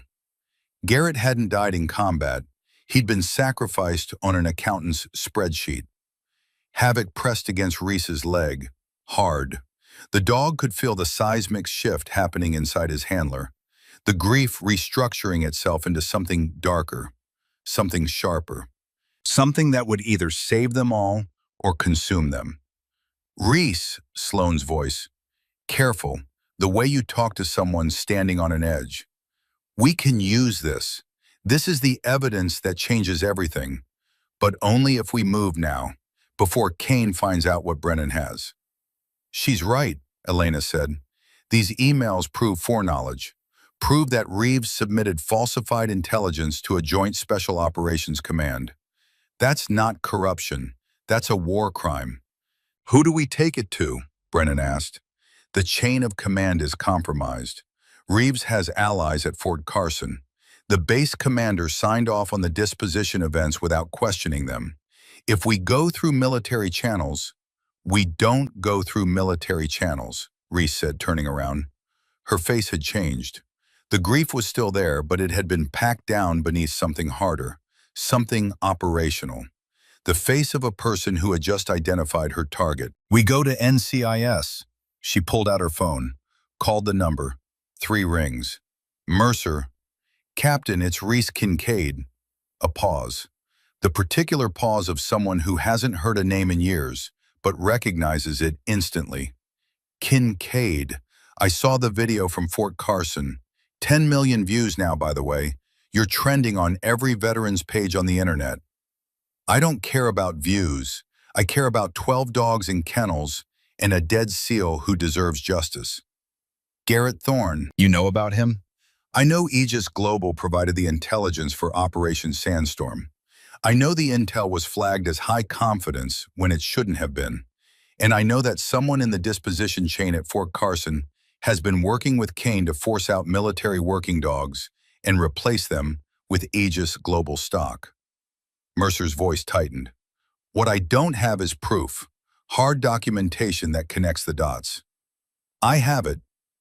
Silence. The kind that means someone has stopped breathing. What do you have, Kincaid?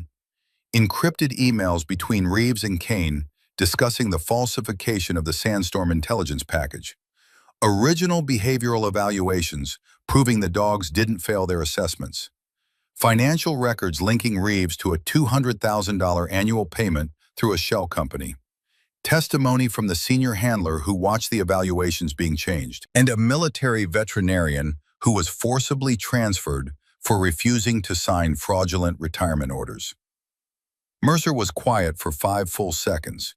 Reese could hear her thinking, weighing the evidence against the risk, calculating the operational requirements, deciding whether this was real or another dead end in a 2-year investigation that had produced nothing but frustration. Where are you? Off base, secure location. Stay there. I'll mobilize a team. We can be at Fort Carson by dawn. Mercer paused. But Kincaid, I need something more. The emails and evaluations will support charges against Reeves, maybe even Kane.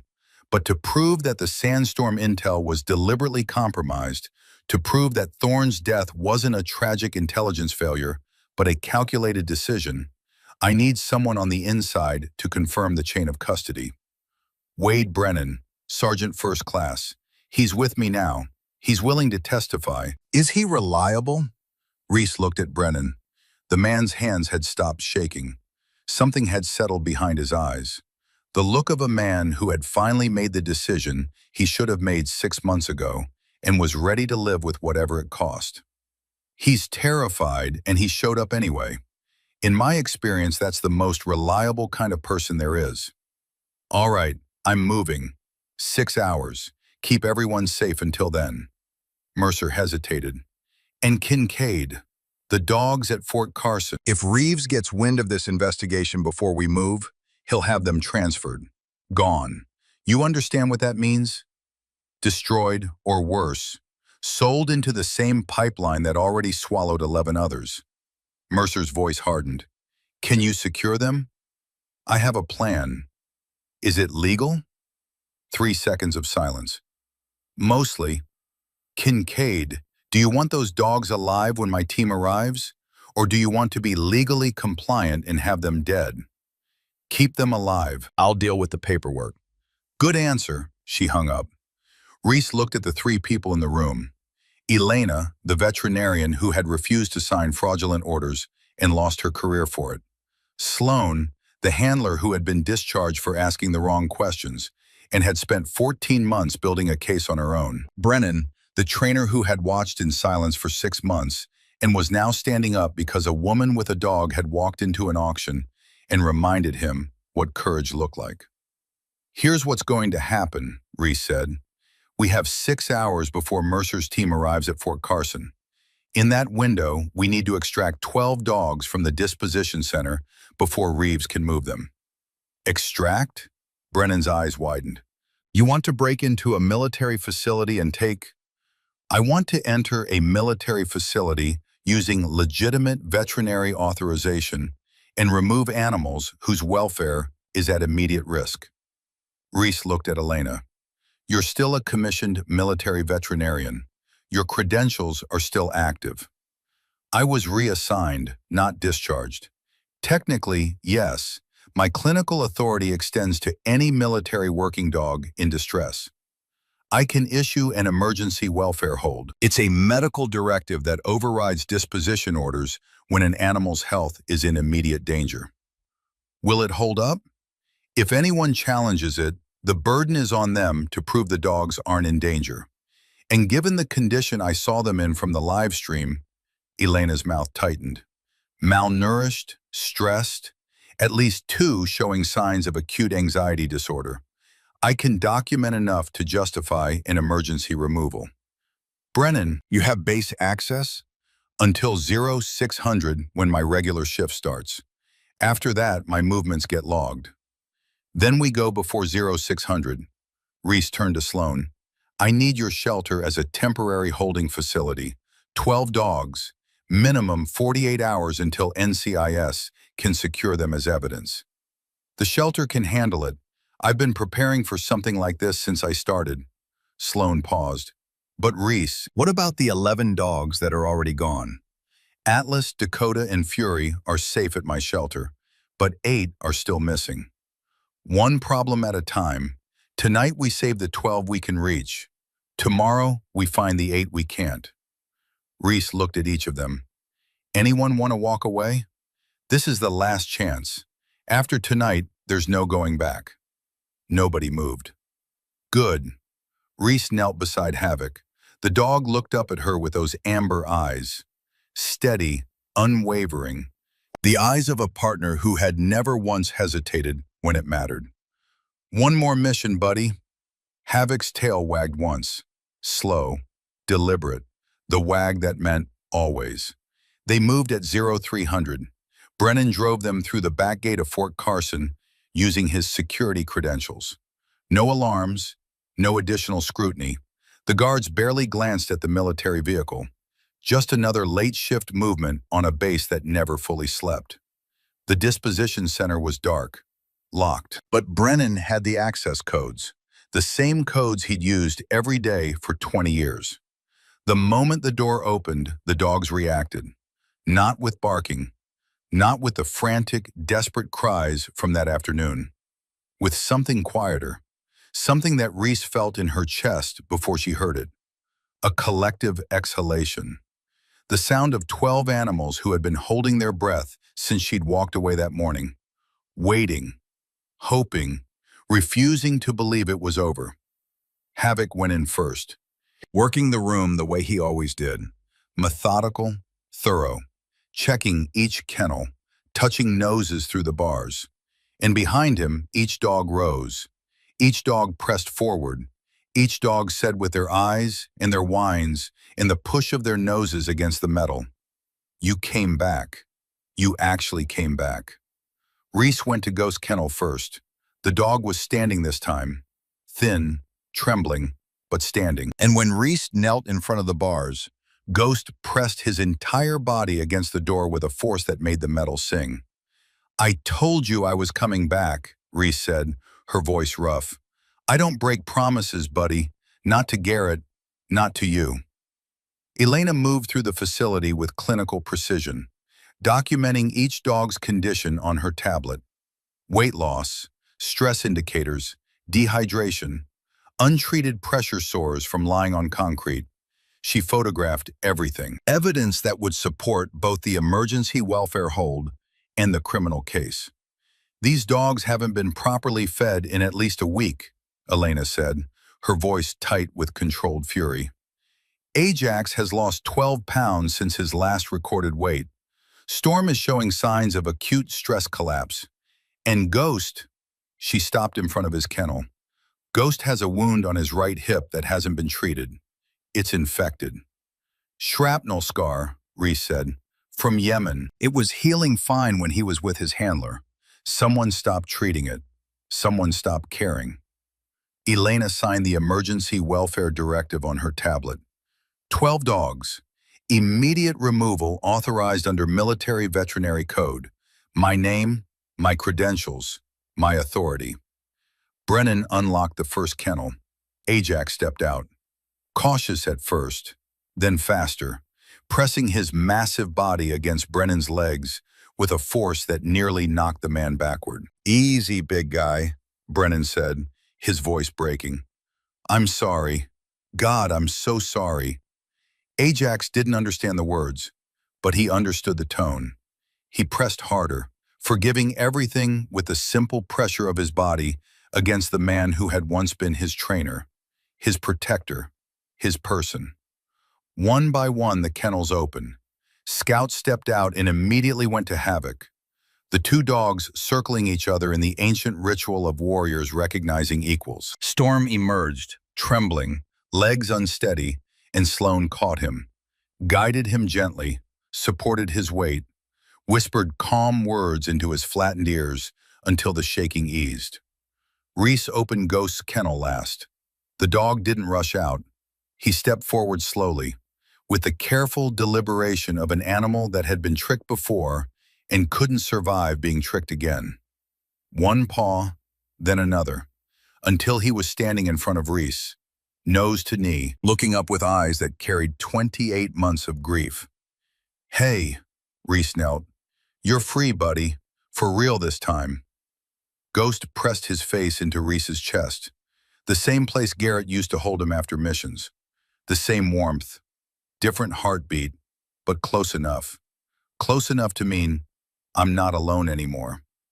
Reese wrapped her arms around the dog and held him, felt the protruding ribs, felt the trembling, felt the infected wound on his hip that nobody had bothered to treat because nobody had bothered to care. I've got you, Reese whispered. Garrett sent me, and I'm not going anywhere. They loaded the dogs into the transport vehicle, 12 shepherds plus Havoc, packed into a van that Brennan had signed out under a training exercise authorization. It was tight. It was chaotic. It was 13 military dogs and 4 humans in a space designed for maybe half that number. It was also the most beautiful thing Reese had ever been part of. Sloane drove. Brennan rode shotgun. Elena sat in the back, monitoring the dogs, checking vitals, keeping the ones with anxiety close to the calm ones. Reese sat on the floor of the van, with Ghost on one side and Havoc on the other. Her 2 dogs, one she'd saved 6 years ago, and one she was saving tonight, bookending her like sentries guarding the most important thing they'd ever been asked to protect. They were 3 miles from the base gate when Brennan's phone rang. He answered, listened for 10 seconds. His face went gray. That was my buddy in the security office. Reeves just arrived at base, 0300 in the morning, and he's walking into the disposition center. He knows, Reese said. He'll find the empty kennels in about 4 minutes. Then we have 4 minutes to get off this base. Sloane didn't need to be told twice. The van surged forward, engine whining. 13 dogs bracing against the sudden acceleration, with the instinctive balance of animals who had ridden in military vehicles their entire lives. 2 minutes to the gate, Brennan's phone rang again. He looked at the screen, his breath caught. It's Reeves. Don't answer. If I don't, he'll know I'm involved. He already knows. The only question is whether we're through the gate before he locks it down. The gate appeared ahead. One guard, one barrier. Standard overnight security. Minimal staffing. Minimal scrutiny. Sloan pulled up to the checkpoint, smiled at the guard, handed over Brennan's authorization form. The guard looked at the form, looked at the van, looked at the 13 dogs visible through the rear windows. Training exercise? He raised an eyebrow. Late-night detection drill, Brennan said from the passenger seat. New protocol. You know how it is. The guard studied the form for 3 more seconds. Behind them, in the distance, Reese heard a sound that made her skin prickle. The wail of a base security siren. Faint, but growing. The guard heard it too. Looked up, looked at Brennan, looked at the form. Go ahead. He raised the barrier. Sloan floored it. The van shot through the gate and onto the highway, and behind them the siren grew louder. Lights began flashing across the base, and the sound of a system waking up to discover it had been beaten echoed into the dark. Reese looked through the rear window, watched the base lights shrink in the distance, felt Ghost pressed against her leg, and Havoc pressed against her other leg, and 12 dogs breathing around her in a space that smelled like fear and freedom and the beginning of something that couldn't be stopped. Her phone buzzed. A text from Reeves. You just ended your career, Kincaid.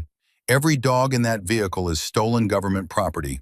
You will be arrested, court-martialed, and prosecuted. When I'm done, you will spend the rest of your life in Leavenworth. Reese typed back 3 words. Come and try. Then she called Mercer.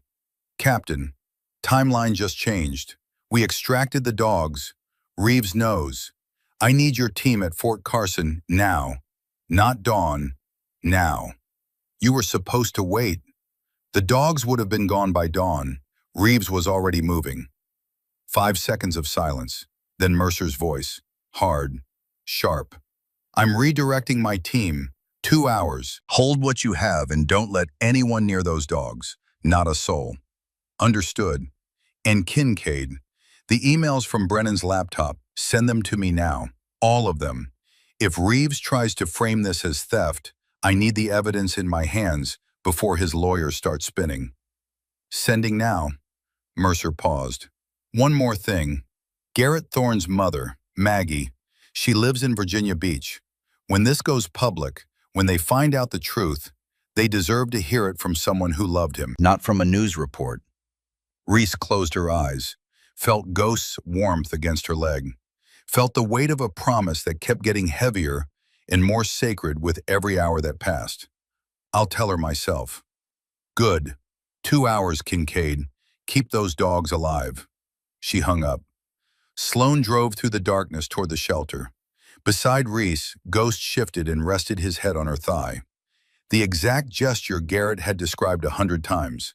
The dog's way of saying, we made it. We survived another one. Reese put her hand on Ghost's head and felt the dog exhale. Long, slow. The breath of an animal releasing something it had been carrying for 28 months. Almost there, buddy, Reese whispered. Almost home. 12 dogs in a van on a dark highway.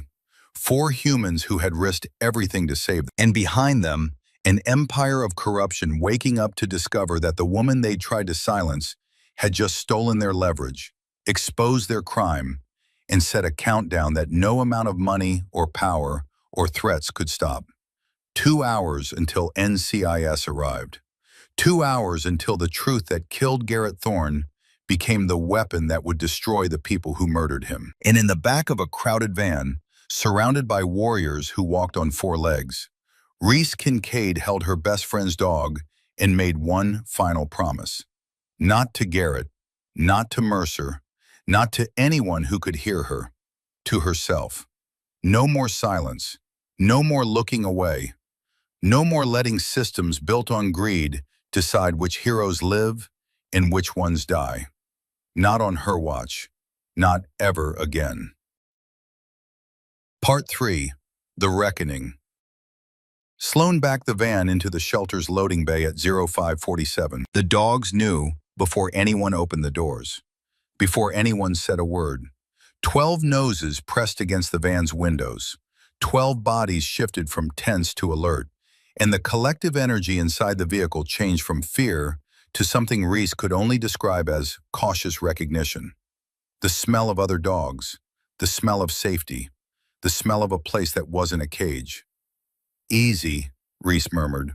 "We're here. Everyone stays calm." She opened the rear doors. Havoc jumped out first. First.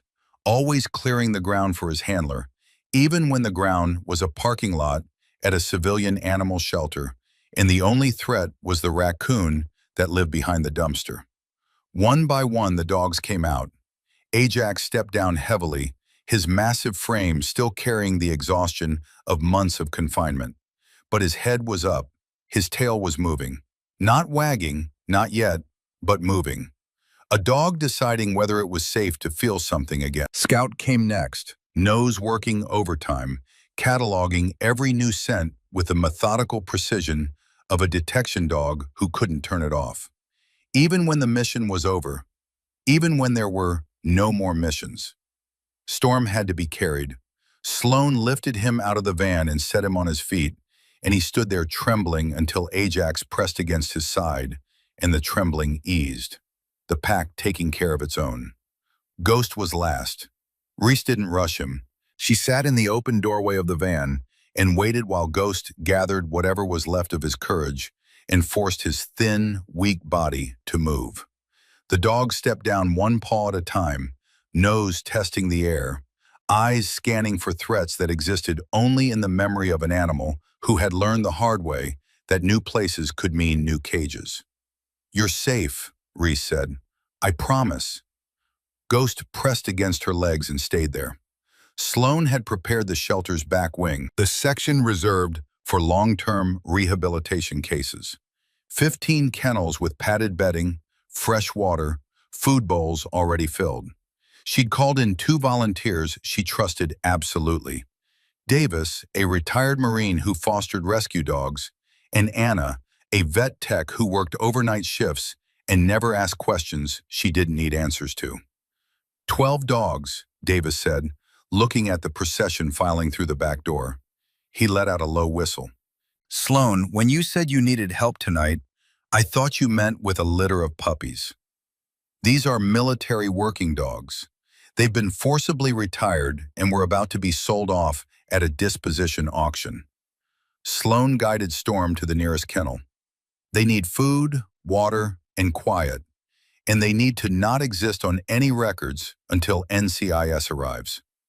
Davis looked at Reese, looked at the tactical pants and boots, looked at the 13 German shepherds filing past him with the disciplined calm of animals who had trained their entire lives to follow commands, even when the world was falling apart. "Copy that," Davis said. "No further questions." A Marine knew when the mission was bigger than the briefing.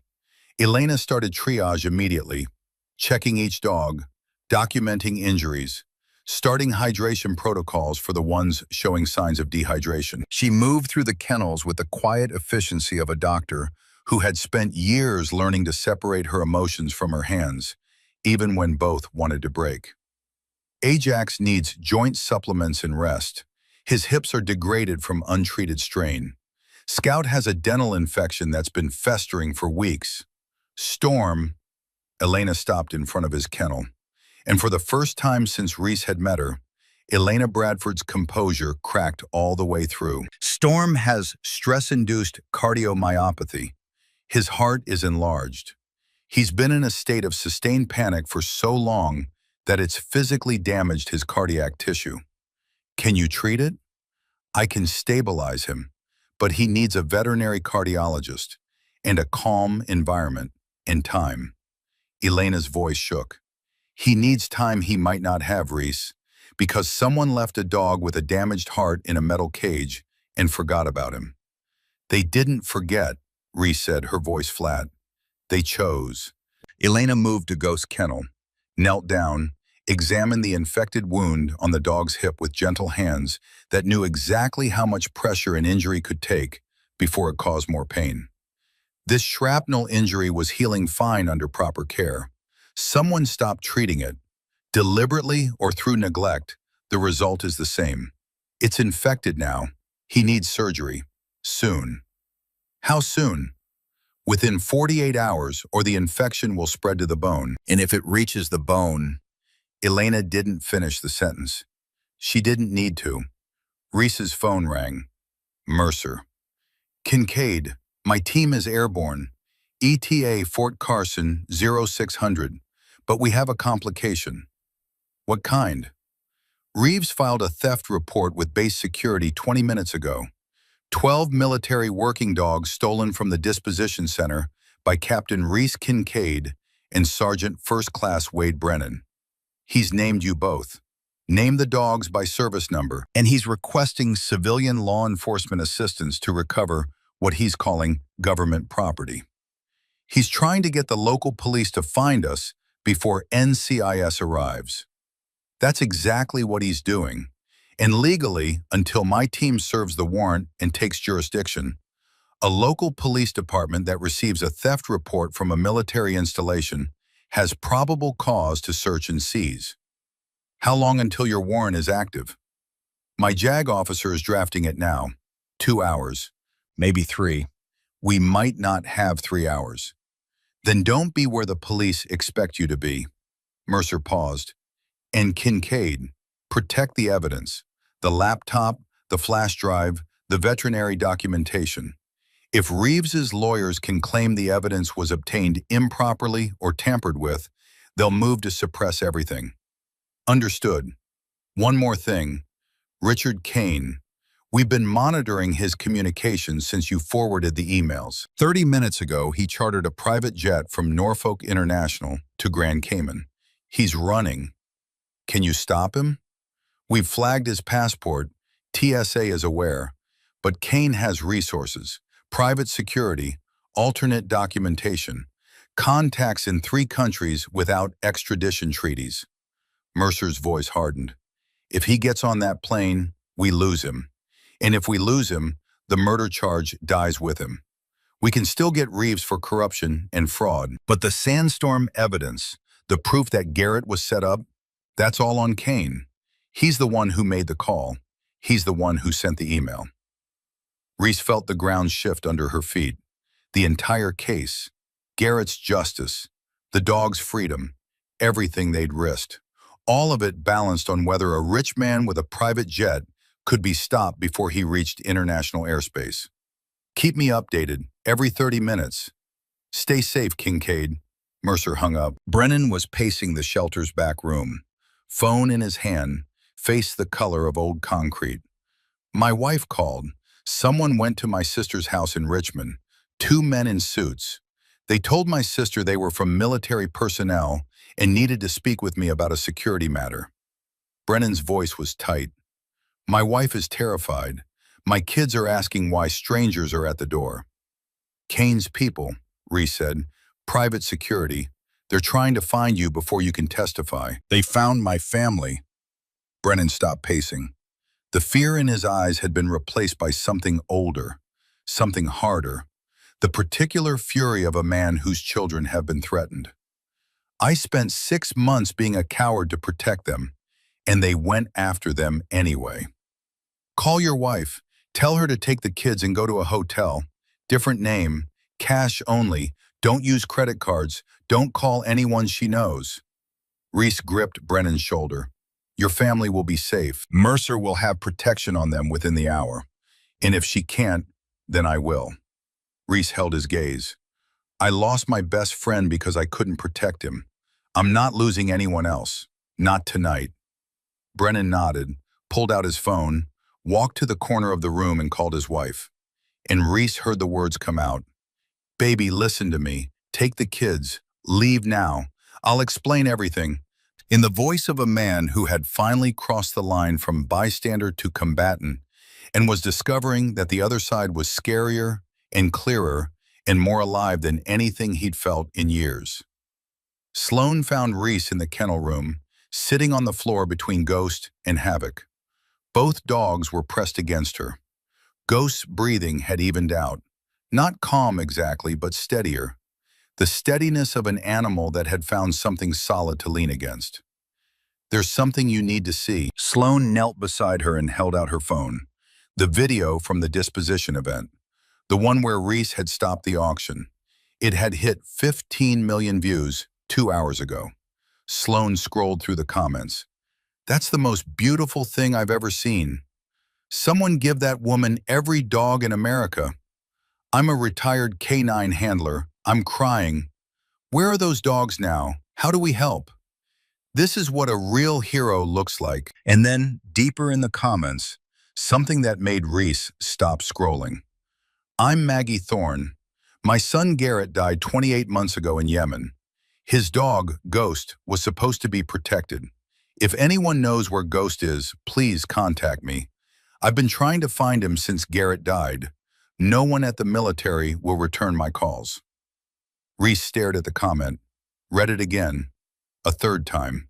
Garrett's mother, searching for her dead son's dog, begging strangers on the internet for help because the military, the same military her son had died serving, wouldn't answer the phone. She doesn't know, Reese said. Doesn't know what? She doesn't know where Ghost is. She doesn't know what they've been doing. And she definitely doesn't know that her son was murdered. Are you going to tell her? I have to. The words came out heavy. Mercer said Garrett's parents deserve to hear it from someone who was there, not from a news report. Sloan sat down beside her, close enough that their shoulders touched. When? After NCIS moves, after Reeves is in custody, after the evidence is secured. Reese paused. I owe her that conversation, face to face, not over a phone, not in a comment section. She lives in Virginia Beach. That's where Ghost needs surgery. I know. Reese looked at Ghost. The dog looked back with those deep brown eyes that had watched Garrett die, eyes that had waited 28 months for someone to bring him back to this woman, this mother, this connection to everything he'd lost. 2 birds, 1 trip. The sun was coming up when Mercer called again. We got Kane. Reese was outside with Havoc, watching the dogs in the shelter's outdoor run. Ajax was leading the pack in slow circles. Scout was lying in the grass, nose still working even in rest. Storm was moving carefully, but he was moving. And Ghost was standing near the fence, looking at Reese through the chain link with an expression that was starting to look less like fear and more like trust. Tell me, Reese said. FBI intercepted him at the charter terminal. He was 20 feet from the plane when they grabbed him. Had 3 passports, $200,000 in cash, and a hard drive that his lawyers are already trying to claim is protected by attorney-client privilege. Is it? Not when it contains evidence of conspiracy to commit murder. The satisfaction in Mercer's voice was sharp enough to cut glass. He's in federal custody, not bail eligible, flight risk. Reese closed her eyes, felt the information settle into her body like a long-awaited breath settling into tired lungs. What about Reeves? My team just served the warrant at Fort Carson. Reeves was still at his office, 0500 in the morning, sitting at his desk on the phone with his lawyer, trying to get ahead of the theft report. Mercer paused. He's in handcuffs now. Did he say anything? Made a statement when we cuffed him. Said he was following orders. Said the disposition program was approved at levels above his pay grade. Said, and I'm quoting, "You're making a mistake. I'm the small fish. The people above me will bury this before it ever sees a courtroom." Is he right about being a small fish? Maybe. About burying it, Mercer's voice went steel cold. Not a chance. I've waited 2 years for this. The evidence you and your team provided isn't just sufficient for prosecution, it's devastating. Financial records, falsified evaluations, communication logs proving foreknowledge of compromised intelligence, testimony from a senior handler, medical documentation from a military veterinarian. She paused. And the Sandstorm emails, the ones that proved Kane and Reeves knowingly set a SEAL team into a kill zone to protect a $40 million contract. That's not corruption, Kincaid. That's murder. What about the dogs, the ones that were already sold, the 11 that disappeared into the pipeline? We're working on it. 3 are safe at Sloan's shelter: Atlas, Dakota, and Fury. 2 more were traced to the private security company in Texas. My team is coordinating with local authorities to seize them. Mercer hesitated. The remaining 6. We have leads. Financial records from Reeves's office show cash transactions with buyers who used false names. We're running them now. Dogfighting rings? Probably, but we'll find them, Kincaid. Every last one. Mercer didn't answer immediately, and in that silence Reese heard everything she couldn't say. The probability calculations. The statistical likelihood of survival for combat-trained dogs sold into underground fighting circuits. The brutal mathematics of time versus cruelty. We'll find them, Mercer repeated. That's the only promise I can make. Then make it count. The trials came 3 months later. Reese sat in the courtroom every day. Front row, dress uniform, Ghost beside her. It had taken a formal petition and a letter from Mercer's office, but the judge had granted special accommodation. Ghost was a service animal and a material component of the investigation. More than that, he was a witness, the only living witness to what had happened in that compound in Yemen when his handler had made the choice that cost him everything. The prosecution laid out their case with surgical precision. Elena testified about the falsified evaluations. Calm, clinical, devastating in her accuracy.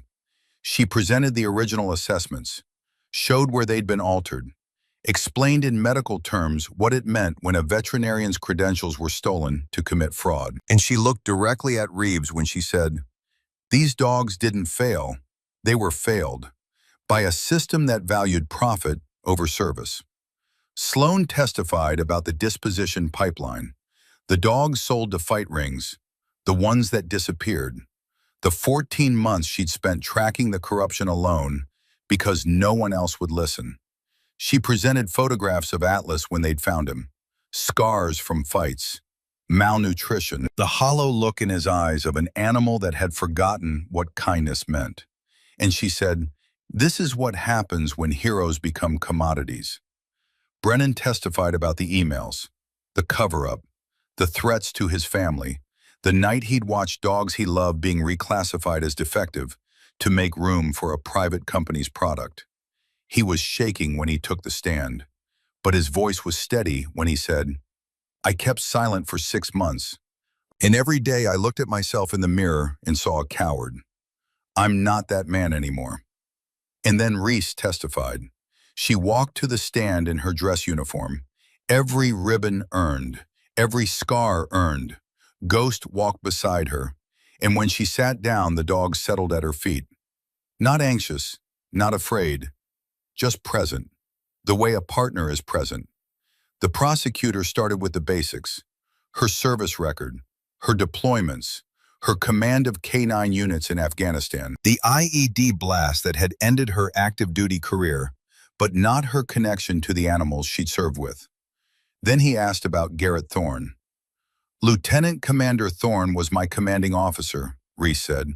"He was also my mentor, my friend, and the person who taught me everything I know about K-9 operations."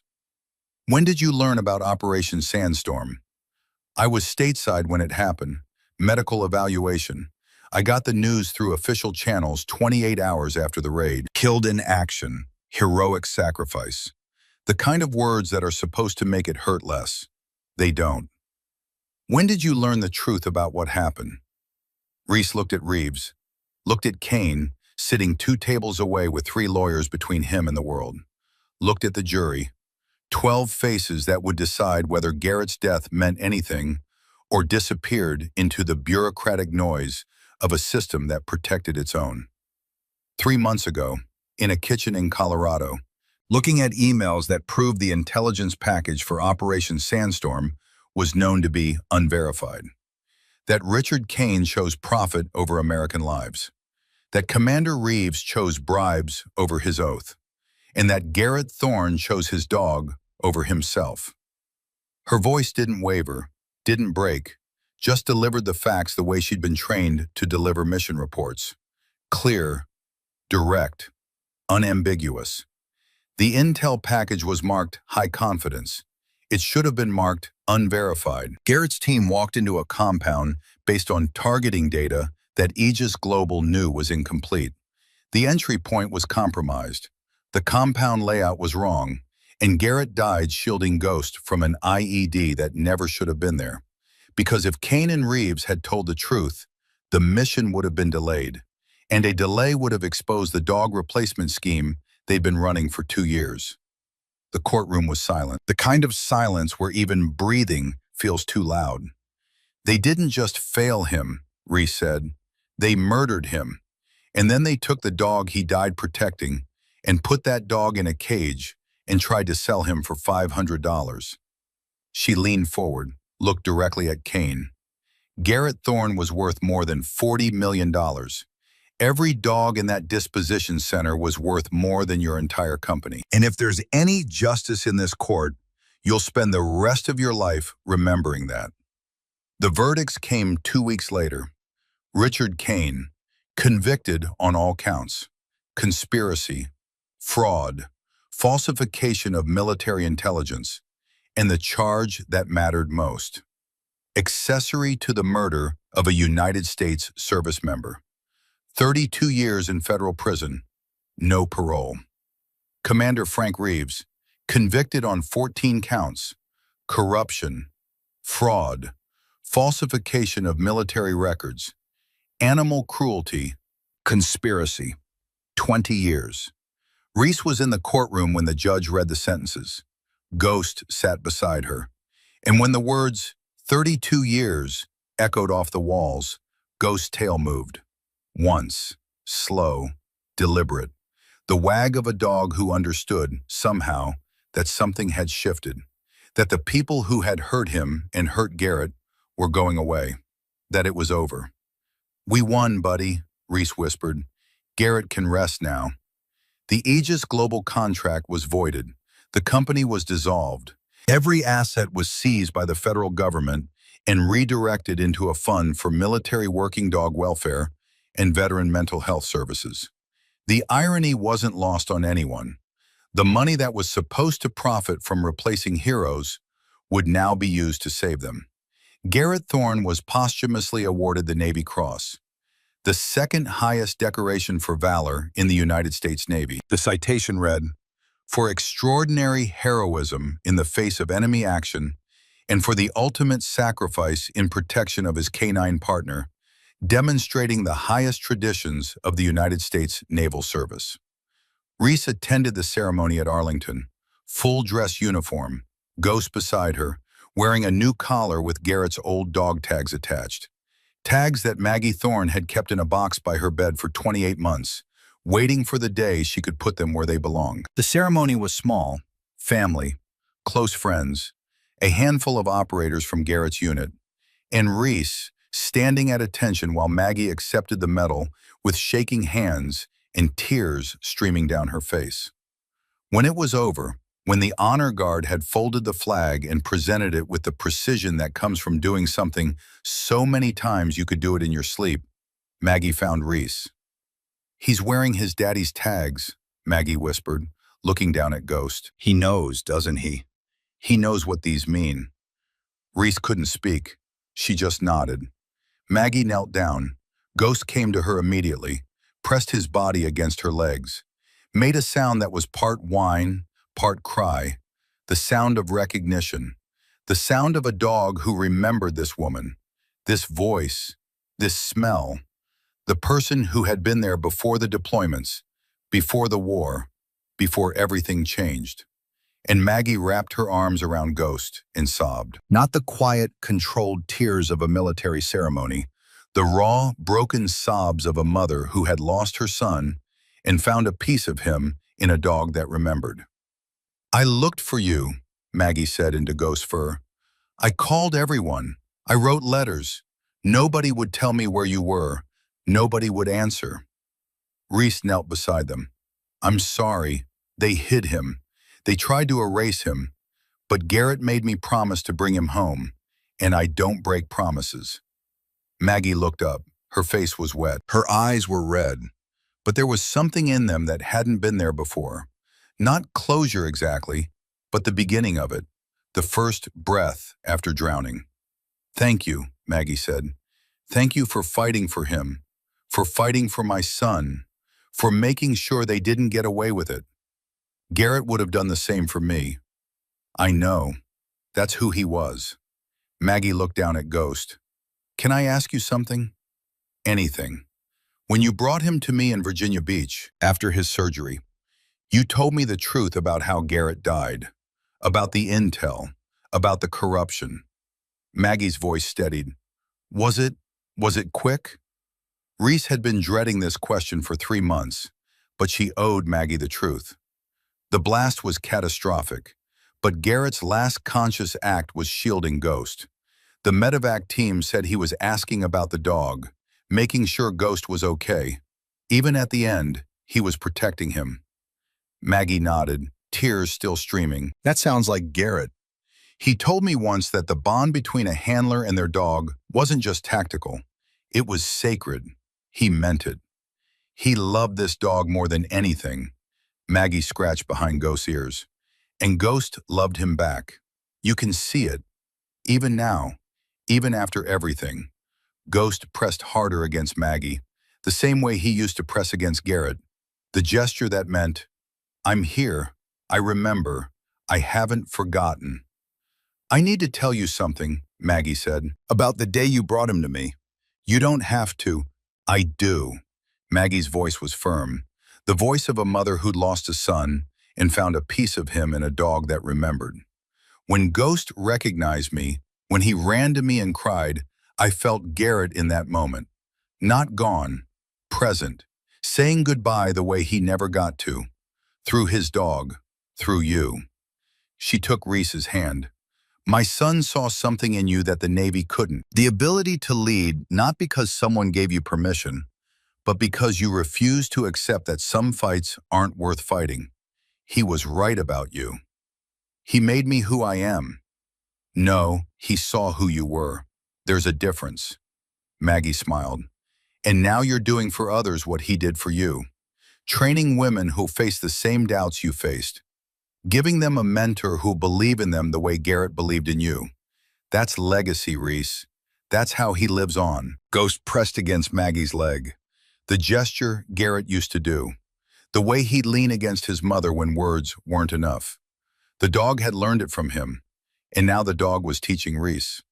He's happy at the foundation, Maggie said, looking down at Ghost. I can see it, and I think Garrett would want him there, with you, doing the work he started.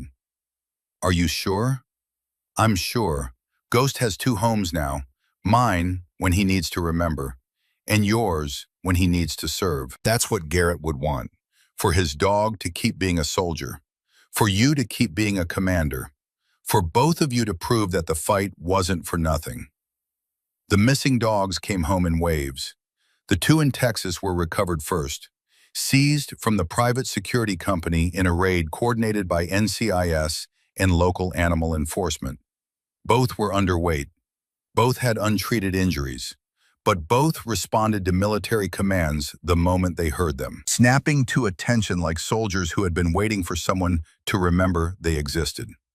Then over the following weeks, 3 more were traced through financial records and witness interviews. One was found in a basement in Ohio, another in a fenced yard in Alabama, the third in a warehouse in Missouri that law enforcement had been monitoring as part of a dogfighting investigation. Each recovery was a victory. Each dog that came back was a piece of the puzzle being restored. The final 3 were the hardest. The trail had gone cold. False names, cash transactions, deleted records. Sloan spent weeks working the rescue network, calling shelters, posting alerts, following rumors that led nowhere. And then suddenly, somewhere. One by one they surfaced. A shepherd named Bolt in Kentucky, chained to a post in a yard, so emaciated the rescue team had to carry him. A female named Talon in Pennsylvania, found wandering a rural road. And finally, Shadow. 9 years of service, 3 combat deployments, a detection dog who had saved more lives than anyone would ever be able to count. He was found on a rural property in Kentucky, chained, dehydrated, his spirit so broken that when Reese arrived, Shadow didn't even lift his head. She knelt in front of him and spoke in the quiet, steady voice that handlers use when they're talking to an animal that has forgotten what kindness sounds like. "Hey, buddy, you're safe now. You're going home." Shadow didn't respond, didn't lift his head, didn't wag his tail, just lay there breathing, existing in the hollow space between alive and gone. Havoc walked up to Shadow and lay down beside him, pressed his body against the broken dog's side and stayed there, not moving, not demanding, just present, for 4 hours, until Shadow finally, slowly, turned his head and touched his nose to Havoc's ear. "That's it," Reese whispered. "That's the start." Over the following months, all 15 dogs found their way to the foundation. The 2 from Texas arrived in a transport van, escorted by NCIS, thin but alive, responsive to commands, grateful for grass under their paws. The 3 traced through financial records came next. Bolt, who'd been kept in a basement for 8 months. Talon, who'd forgotten what sunlight felt like. And Recon, a detection dog from the Missouri warehouse, who'd been hours away from a fighting ring when local police raided it. Each arrival was a victory. Each dog added to the pack running across the foundation's fields was proof that the system could be beaten, that heroes didn't have to be disposable. And Shadow, the last one found, became the symbol of it all. The dog who'd been so broken he couldn't walk, now running with the pack, teaching Reese and her team that recovery wasn't just possible, it was inevitable if someone cared enough to fight for it. 6 months after the trials, Reese stood on the porch of the coastal property she'd purchased with the settlement money from a civil suit against Aegis Global's dissolved assets. The land stretched out before her, open fields, ocean views, space enough for 15 dogs to run without ever seeing a fence. The sign at the entrance read, "The Thorne Kincaid Canine Foundation," named for the mentor who had believed in her and the mission he'd left unfinished. 15 dogs ran across the field below. Ajax led the pack as always. His hips were better now. Supplements, physical therapy, and the simple medicine of open space had restored something the kennel had tried to steal. Scout trotted beside him, nose working the ground with the professional dedication of a dog who would never fully retire from the job that defined him. Storm moved slower than the others, but he moved. Every step a defiance, every breath a victory. The cardiologist had said 6 months, maybe a year. That was 8 months ago. Storm was still running. And Shadow, the last dog recovered, the one they'd almost lost. Shadow was running slowly, uncertainly, with the tentative joy of an animal rediscovering that his legs still worked, and the world still had grass, and the sun still felt warm on his back. He ran behind the pack at first, then beside them, and when Ajax circled back and bumped his shoulder, an invitation, a welcome, Shadow's tail moved for the first time since Kentucky. The property had been transformed. What was once empty coastal land was now a fully operational foundation, medical facility, training grounds, rehabilitation center, office space, and a house where Reese lived with Havoc and Ghost, and the mission that had saved her as much as she'd saved them. The Foundation's mission was threefold: rescue retired military working dogs, match them with combat veterans suffering from PTSD, and train the next generation of canine handlers with a specific emphasis on recruiting and supporting women who wanted to follow the path Garrett had cleared. Within 6 months, they'd matched 47 veterans with dogs. The waiting list had grown to 300 names. The VA had reached out about a formal partnership, and applications for the Canine Handler Training Program had come in from 38 women across 12 states. Sloan ran the daily operations, managing intake, coordinating with rescue networks, tracking down the dogs that were still out there, still lost, still waiting for someone to bring them home. Elena headed the medical program, treating injuries, managing rehabilitation, and teaching a generation of military veterinarians that their oath was to the animals first, the system second. Brennan trained the handlers, teaching them the skills he'd learned over 20 years. But more than that, teaching them the lesson he'd learned the hard way. That courage isn't the absence of fear. It's doing the right thing when fear tells you to stay silent. And Colonel James Hawk Morrison, 66 years old and technically retired, showed up 3 days a week to work with the dogs, tell war stories, and remind everyone that the bond between a soldier and their dog wasn't just tactical, it was sacred.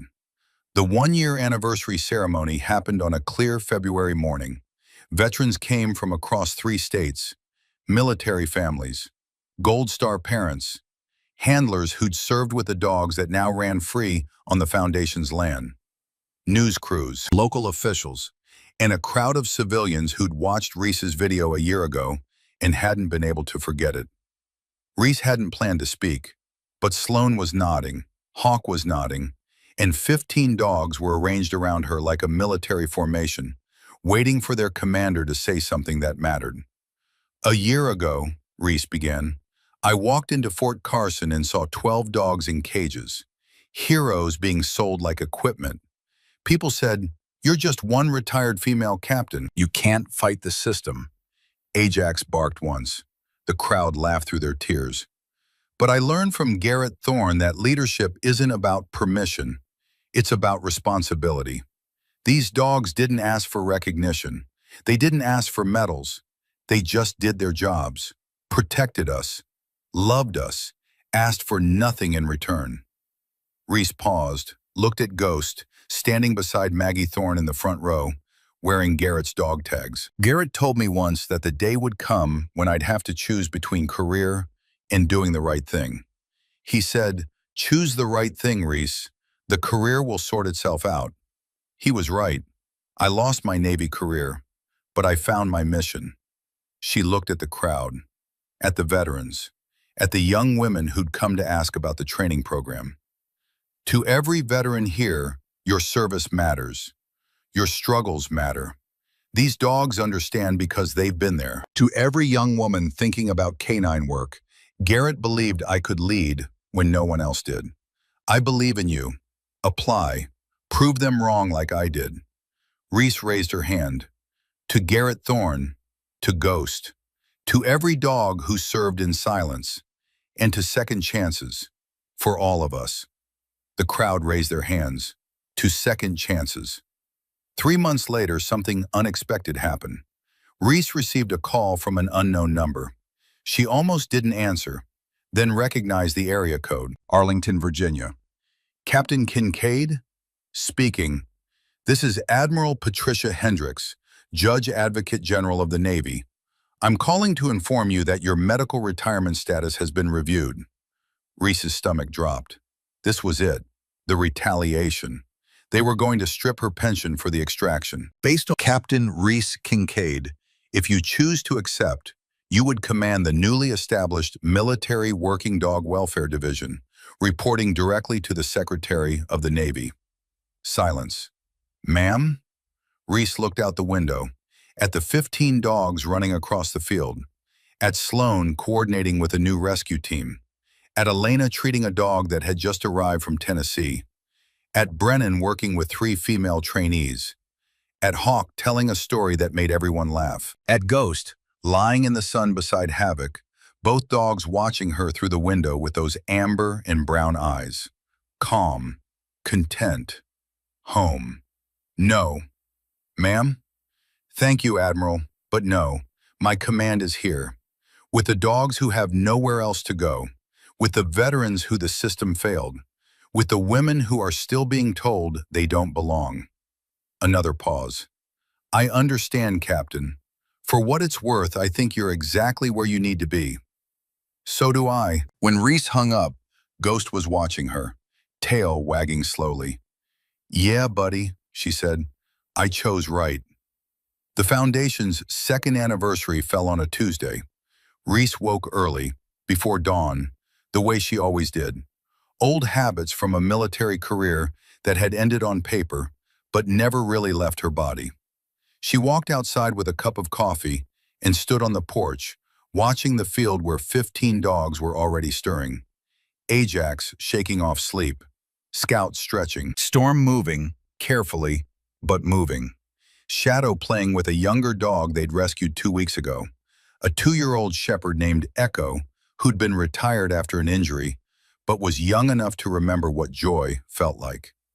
And Ghost, 7 years old now, healthy, strong, running across the field with the pack, leading a training exercise for 3 new handlers, 2 women and 1 man, all learning the skills that Garrett had passed to Reese, that Reese was now passing to them. Havoc came out and sat beside her, 7 years old now, slower than before, but still sharp, gray around the muzzle, but still her partner in every way that mattered. "We did it, buddy," Reese said quietly. "We kept the promise." Havoc leaned against her leg, the gesture that meant, "I know, I was there, I helped." Her phone buzzed, a message from Sloan. "Just got word, they found the last one, the 15th dog from the original 23, female shepherd named Liberty. She was in a shelter in Montana under a different name, but her chip came back military. NCIS, confirmed. She's coming home." Reese read the message twice, felt something in her chest expand and settle. All 15. Every dog from the original disposition list. Every dog that Reeves and Kane had tried to erase. Home. Safe. Alive. She looked at Ghost, running across the field, teaching new handlers the difference between commands and respect, between obedience and partnership, between an animal doing a job and a warrior fulfilling a calling. "We got them all, Garrett," Reese whispered. "Every single one, just like you asked." The wind carried her words toward the ocean, and somewhere in the space between memory and morning, Reese could almost feel Garrett's presence, not haunting, not grieving, just there, watching. Proud, the way a mentor watches when the student finally understands that the lesson was never about the mission. It was always about what you do after the mission ends, when the cameras are off, when the medals are awarded, when the system moves on to the next crisis and the heroes are forgotten. That's when leadership matters. That's when promises are kept. That's when you prove that loyalty isn't a contract with an expiration date. It's a covenant that survives death and corruption and time itself. Reese finished her coffee, called the dogs in for breakfast, and walked back inside the house that Garrett's memory had built, carrying the torch he'd passed to her, keeping the flame alive for the warriors, human and canine, who would come after. The fight wasn't over. There were still dogs out there, still corruption to root out, still systems to fix, still women to train, still veterans to heal. But for the first time in 2 years, Reese Kincaid felt something she hadn't felt since the day the IED blast had taken her career. Purpose. Not the kind assigned by orders, the kind chosen by conviction. The kind that survives retirement and medical discharge, and every bureaucrat who says no because the system was never designed to care about the things that matter most. Ghost walked up the porch steps, sat beside her, looked up with eyes that no longer carried 28 months of grief. Just calm, just trust, just the simple certainty of a dog who knows his person will never leave him behind. "Mission accomplished, Commander Thorne," Reese said softly. "Your dog is home, your legacy lives, and the next generation knows your name." Ghost's tail wagged, slow, steady, the wag that means, "I know, and I'm proud of you too." The sun broke over the horizon. Golden light spilled across the field. 15 dogs ran free. And on the porch of a house built on sacrifice and stubbornness, and the kind of love that refuses to accept that some lives are expendable, Reese Kincaid stood watch. The way a commander stands watch. The way a soldier keeps faith. The way a woman who was told she didn't belong proved that belonging was never about permission. It was always about showing up, standing up, and refusing to walk away when the right thing costs everything. That was the lesson Garrett Thorne taught her. That was the lesson she would teach the women who came after. That was the legacy that would outlive them all. Loyalty isn't a contract, it's a covenant. And some promises are worth keeping, no matter the cost.